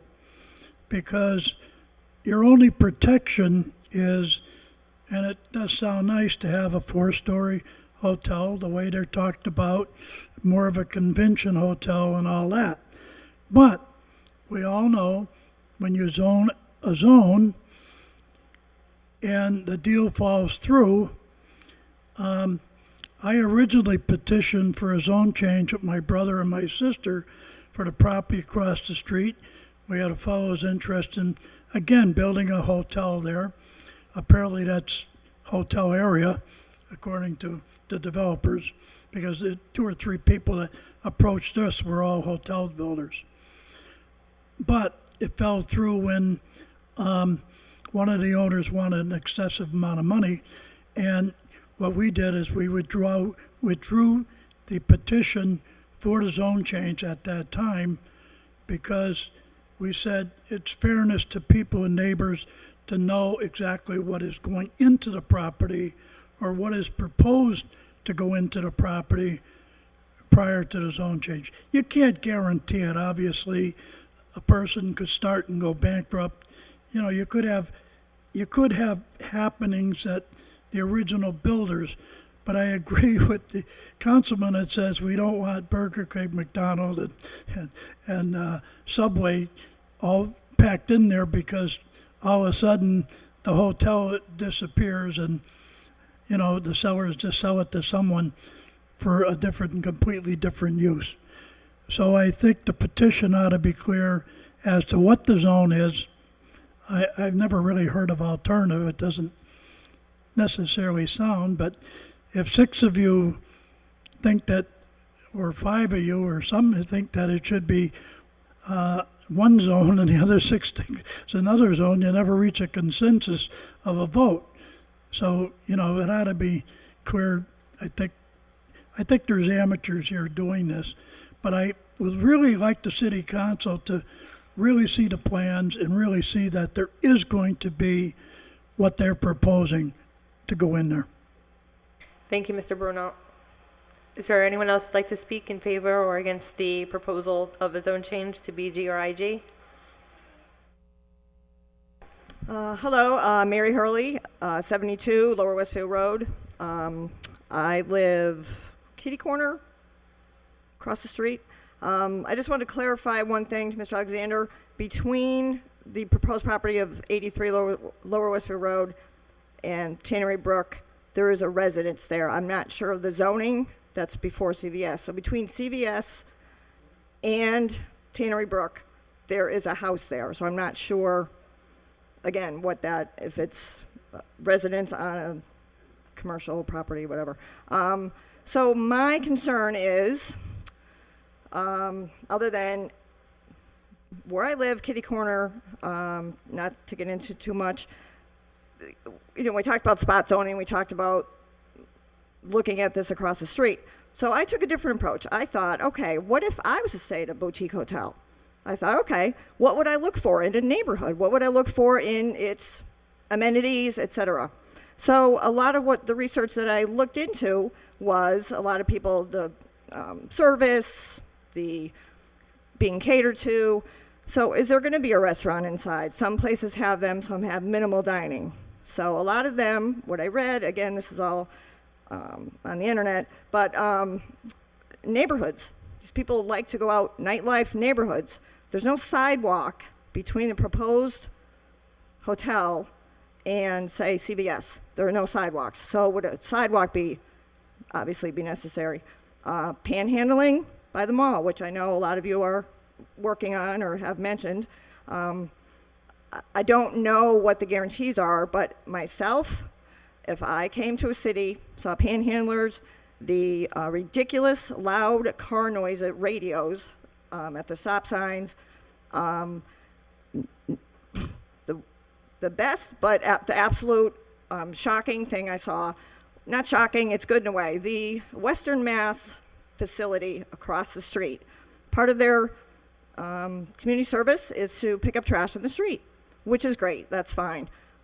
If I was staying at that hotel and I came out to do whatever, saw a correctional guard walking with a resident, I can tell you I'd be a little put off. And it's, again, no offense to anybody, but that's just my thing. So my thing is, if you're going to zone change this to whatever we decide, or you decide, or actually what they decide, what are the guarantees down the road? There are no guarantees, anything, obviously, but my concern is we are stuck with the zone of industrial or shopping center, and it's, I just urge you to please reconsider or consider clarification. The other thing I'd like to mention is, due to the fact of the homes on the street, the one for sale next to Mr. Croto's property on 79 Lower Westfield Road, that's for sale. There's Devonshire Place are not the owners of the property, so they are not given notice, from what I understand, because they are renters. We have renters all kind of down around the corner on the street. So what may look to you like a disinterest in this neighborhood, in this proposed hotel, is really not. It's a lot of the property owners do not live there. They rent. So nothing against the property owners, Mr. Bruno, but and as far as Mr. Croto, we miss you so much. We really miss you. He's been a wonderful neighbor, upkeeps the thing. I'm really jealous of the place in Chicopee you have, but he's been wonderful. So this is nothing personal. This is strictly, the what ifs. So I thank you very much. Thank you. Anyone else who'd like to speak this evening? I'd really like to allow the public to speak, and then we could resume questions from counselors.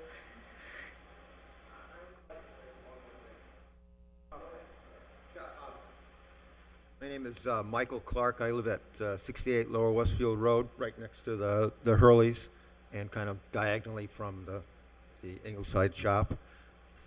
Sorry. Yeah. Okay. My major concern, well, a couple of concerns is if this proposed hotel ever went in there, and I know you zone for use, not projects. My concern is there's going to be so much more traffic. The traffic has increased, how many more? Yeah, there's at least about 100 more cars a day since they put the low security prison up there. Mm-hmm. So it's going to be increased traffic. The road can't handle it. We already get more traffic than we can handle already going up to the mall. And if you stick a hotel in there, my God. Okay, so that's a big thing. The second thing is, if, say, that hotel doesn't come through, we're going to be stuck because something else will go there once it's rezoned. And that affects everybody there. It's going to affect our property values. I just retired. I'm on a fixed income. It's not easy for me to relocate. In fact, my family has lived on that street since 1954, when it was all farmland. Before, there was no 91, no mall, no nothing. Just a few houses on the street. So we've seen a lot of changes, and it's got to stop at some point. That's all I want to say. Thank you. And then Mr. Croto? Regarding the properties on Lower Westfield Road, we have already been approached by people for the 79 parcel. And we have already told them, no, you're not putting a fast food restaurant here. We don't want it, okay? We are very concerned for the neighborhood and what's going on there. We're not just passing through. I live in Holyoke. And we don't want that to happen. That is not my intent, and I think my integrity stands a little better than that. So, my feelings are, if you have a proposal in hand, a contract, from a viable business person with a wonderful reputation that's going to put something in there that's going to increase the value of the area, bring revenue to the city, why would you tell them, go away, we don't want you? And that's essentially what other people are saying. I'm not going to retaliate and say, well, I'm going to put a store in there because I own that property and I can put a different type of business in there that's going to be a detriment to the neighborhood. I don't want to, and I won't do that, no matter what the council votes. I'll continue to maintain and pay for those properties until something good comes along that's going to happen there. Thank you. Thank you. So comments from the council and planning board. I saw there were a few hands that went up. Councilor Bacon. To whoever knows, what is currently allowed under business limited for the one parcel? And the other parcel, in answer to your question, is residential. Can anybody tell me what's...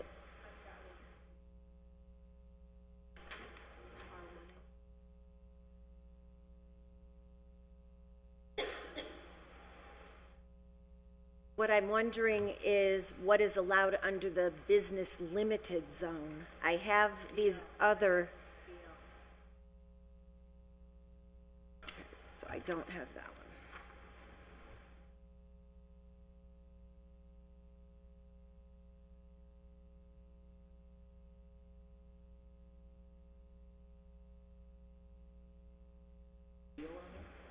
BL is on the one she just gave me.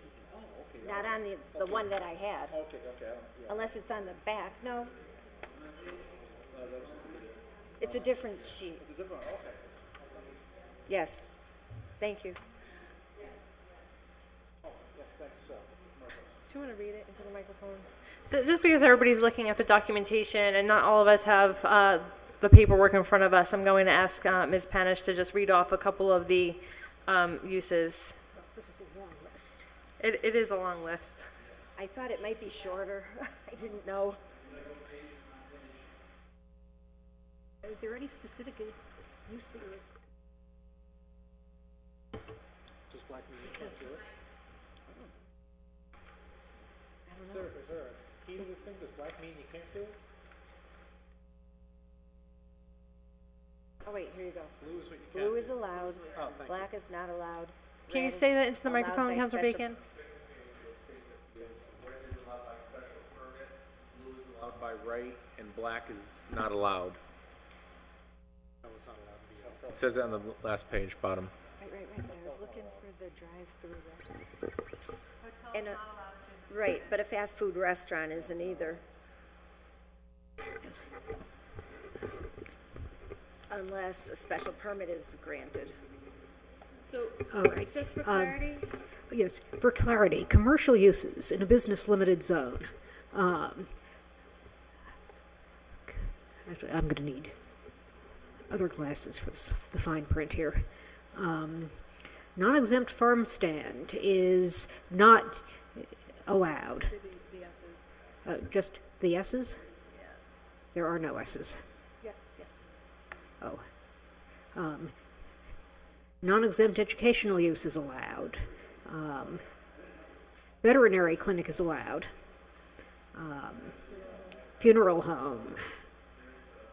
By special permit, bed and breakfast.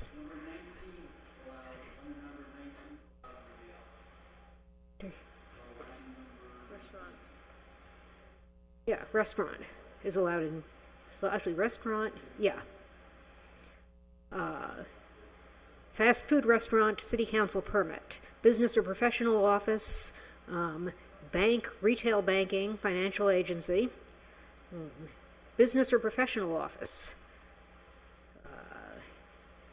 Bank, financial office, or institution not exceeding 2,000 square feet. Medical office building. Medical clinic.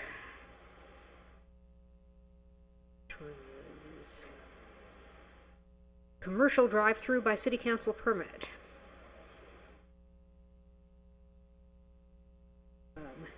Membership club. Madam Chair? So I'm just going to make a quick summary statement. So it seems that many of the uses that are allowed in business limited by right are allowed in the business general. And then there's a few that are not allowed in the business limited except by a city council permit. So they're not excluded, but they need a special permit from the city council. Councilor Bartley, did you want to speak? I want to make a motion. Okay. Okay, I want to make a motion to give this order leave to withdraw. Give this petition leave to withdraw. We can close the hearing, sure.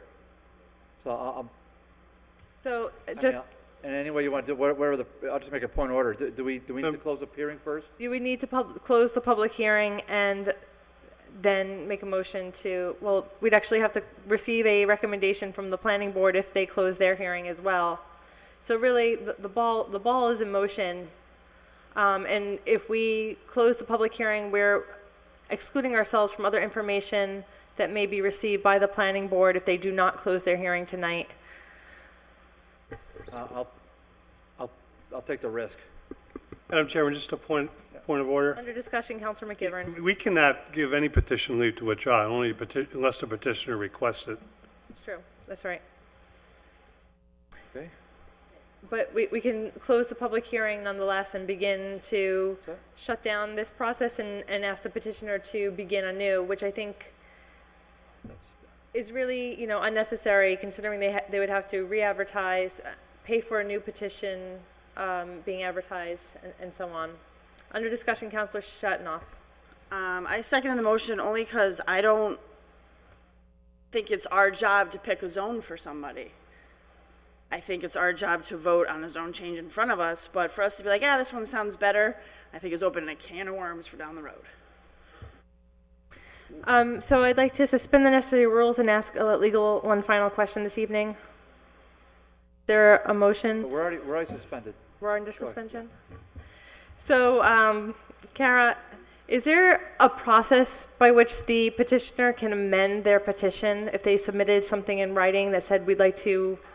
Because if they can submit something that says we'd like to withdraw this petition, I'm imagining there could be a way that they could submit something in writing that amends the petition so that it more accurately identifies which zone change they want us to consider. Oh, if it was one of the two that was already proposed? Yes. Sure, you would have to leave the public hearing open to receive that. I mean, I've already said I think it was fine to move forward with the alternative zone, so if they wanted to choose one and you were to just move forward on that, that would be fine. Yep. Councilor Bacon. Thank you. And would it also be proper to ask the petitioner to amend their petition to reflect the residential zone of the other property? Or would it be possible for us to request that in the amended petition? I mean, that's fine. I guess the issue really is, are you asking them to re-advertise that and pay for those costs? No, but I am asking that it be made clear what zone is what and changing from what to what. Right now, all the language that we have makes it look like there are two lots zoned the same that wish to be zoned one other's. Sure. That's fine. Again, the public hearing would have to be left open to receive Right. that. I just want to be clear with the public about what we're doing, and anybody else that would be having this happen in their neighborhood would want the same thing. Thank you. Yeah, so I think that sounds like the best way to move forward. If we continue the public hearing to a date certain into the future, and in the meantime, the petitioner can submit in writing a request to refine and amend the petition that's before us. Does that sound like something you'd be willing to do? That's fine, but then the question came up when I did the office visits. If we asked for the two-story zone with a caveat, with a four-story permit, does that make any sense to anybody? That's too much work to get a zoning that allowed, so it restricts it more. That's what I'm saying, helping this, or this new one said something about a four-story or bigger. With the new zoning would preclude that problem. When we talked about it upstairs for 2 or 3 visits, they said maybe you could ask for the zone change to the two-story with a caveat from the city council to give you a permit to exchange or upgrade that to a four-story as an option. So I'm just really unclear. Is there a special permit? No.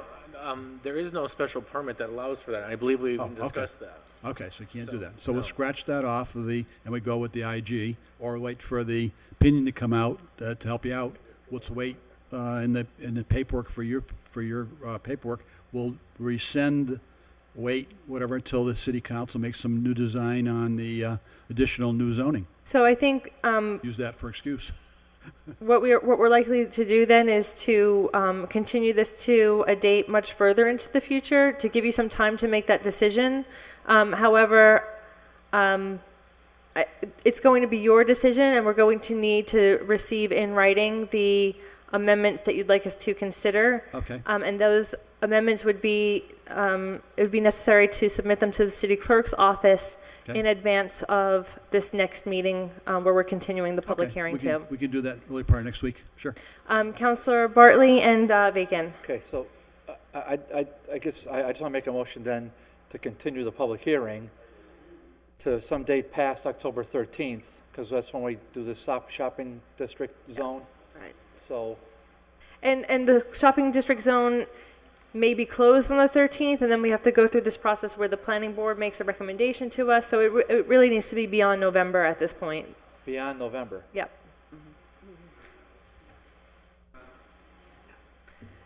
Yes, you'd like to speak. Name and address for the record, please. My name is Joe Hohal. I just came down because I've got some property up there. I want to see what was going on here, the zone change. I know where it is. It's right next to my property, the CVS and the house. Well, I remember when Mr. Clark put his house up on the corner. We were there since like '46, and I'm going to speak just quickly about the history of that area. Number one, when we moved up there was nothing, obviously, and then 91 went in, Whiting Farm Road went in, and my father's corner where CVS is came available. He died. I developed it. And adjoining that property was my uncle's property, who my father gave to where that green ranch house is for $1.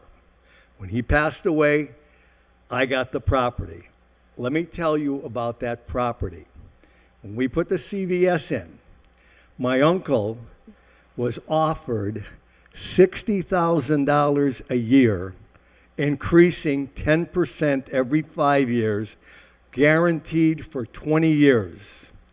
And he sat there and said, geez, I don't want to leave here. I'm not going to leave here. Well, what happened is what's up there. His house is still there. CVS is still there. And to his dying day, he regretted not leaving that house. I'm going to tell you, if these gentlemen put in something on across the brook and it's a viable business, that whole area is going to increase tenfold in price. Sure, you're going to have more cars. You're going to have more people saying, hey, look at the people coming up here. Taxes are going to increase. That whole place is going anyhow. All of those houses are going. That's going to end up business. The idea is it going to end up sooner or later? I saw what happened. I was there. I saw my uncle sitting there with his feet in the ground. I'm not moving. I'm not moving. And they're offering him the sky. And I'm sure there are some pretty good offers for some of those houses down the street. Now, I'm not telling anybody what to do. I'm just telling you what I saw. Just go by there any day. You'll see CVS, and you'll see a house right in the middle of all the business. Say, how the hell did that get there? Well, that's how it got there. And to his dying day, I went down the day he died. He said, Joe, I should have moved out of there. I said, Stanley, I told you so. You should have been up to Holyoke Soldiers Home with your war wounds. You'd have been all set, and that's where that came from. But I just had a little insight. I have no horse in the fight here, but I'm telling you the history of why that house is there and what's going to happen down the rest of the street. Those prices are going to go up. You hold off a little longer, you're going to do okay with money down there. That's all I have to say. Thank you. Thanks, Joe. Okay, so there's been a motion then to continue the public hearing. Oh, I'm sorry, Councilor Bacon, you did have your hand up. To Mr. Croto, in fairness to him, on the shopping center zone, all the discussions we've had relative to that have, relative to the shopping center zone that some people are alluding to may be an option. Up until and through tonight, the discussion has been around large retail plazas, not smaller lots of land like you are proposing. So I just, as you're considering what potential amendments you might be making, from everything I've heard, your lots wouldn't fit in that zone. Just FYI. So the motion is to continue. Do you have a date, Madam Chair? What I'm looking at right now is December 8th, which is the second Tuesday of I'll December. make a motion to continue public hearing to December 8th Does that make sense for you guys? at 6:30. Does the date make sense for the planning board? Yeah, motion to continue this public hearing to December 8th at 6:30. Here's all in favor. Aye. And our motion is still on the floor. I just wanted to confirm that that would be a good date Oh, I'm for it. sorry. That's okay. Sharon, the date is good, right? So the motion has been made and seconded to continue this public hearing until December 8th at 6:30 p.m. All in favor? Aye. So moved. Thanks, everyone, for coming down. You guys have some time before you need to submit those written amendments. Thank you, everybody, for your time. Appreciate it. Thank you.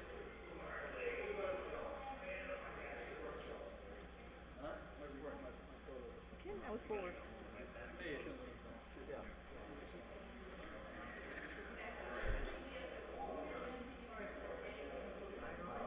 Yeah. It's no problem. It's just that David was looking at me like, did we vote? No, we didn't vote. So we have one more joint public hearing before us this evening, which is item number 5 on our agenda. Is there a motion to take this up for discussion? Motion to take up item number 5? Motion has been made and seconded to take up item number 5, which is to review the BG, BH, SC, and IG zoning ordinances to see if they could be consolidated and or reformulated to make more intuitive and business-friendly commercial districts. All in favor? Aye. Oh, counting me, yes. Did you say it? I don't even have a vote. Go ahead. You could go ahead.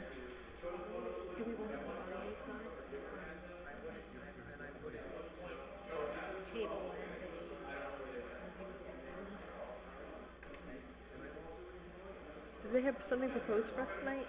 I don't think so. I think this is going to be an open and continue. Yeah. Let's do that then.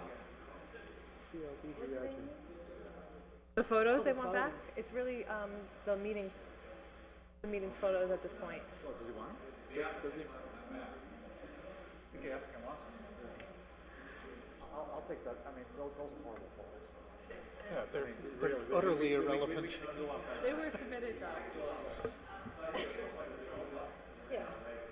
I don't think they're material to... Okay, while we're waiting, motion to open the public hearing of the planning board to deal with table 5.2 of the table of dimensional regulations and to reopen the public hearing for review of the BG, BH, SC, and IG zones to consolidate or reformulate the definitions. So moved. All in favor? Aye. So the planning board opened up both 5 and 6, so if I may consider a motion. So moved.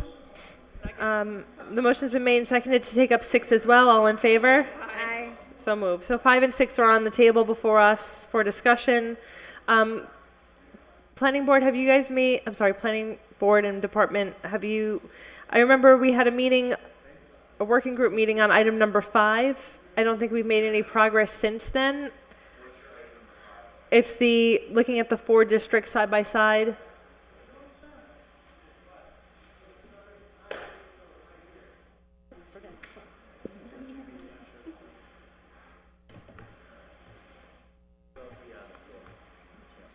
Yeah, we have not taken this up yet. We focused our efforts on doing the SC.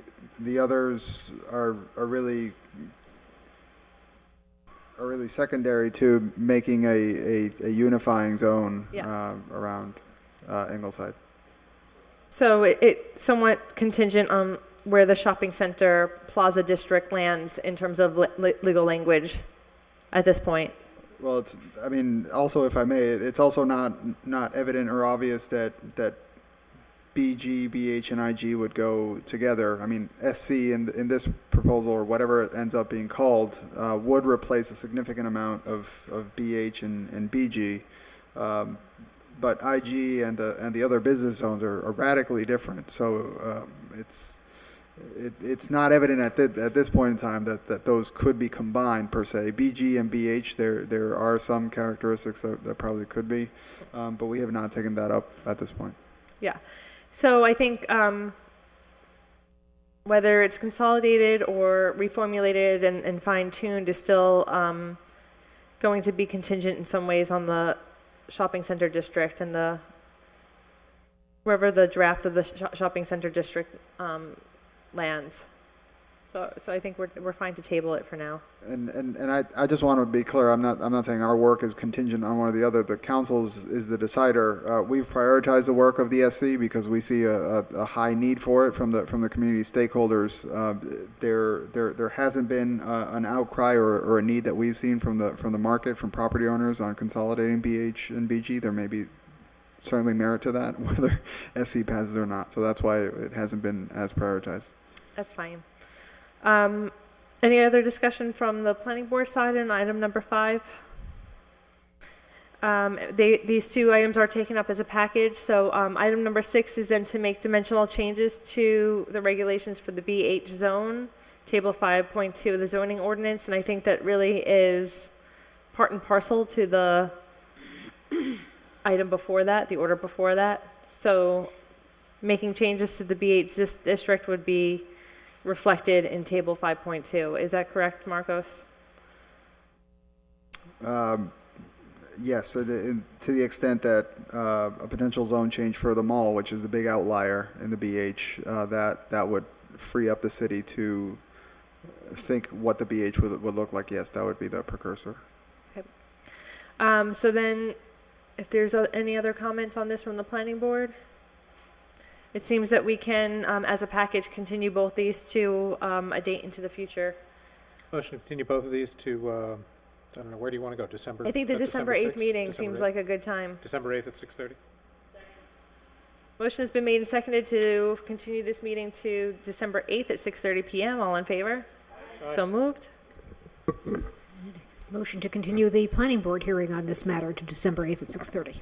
So moved. Second. All in favor? Aye. Okay, so that concludes our joint public hearing for this evening. We do have one item on our city council agenda that needs to be dealt with. And then I think that Karis had sent out an email asking us to take up one other thing, but I don't see it reflected on the agenda. It's on. That was for the special meeting. Okay, great.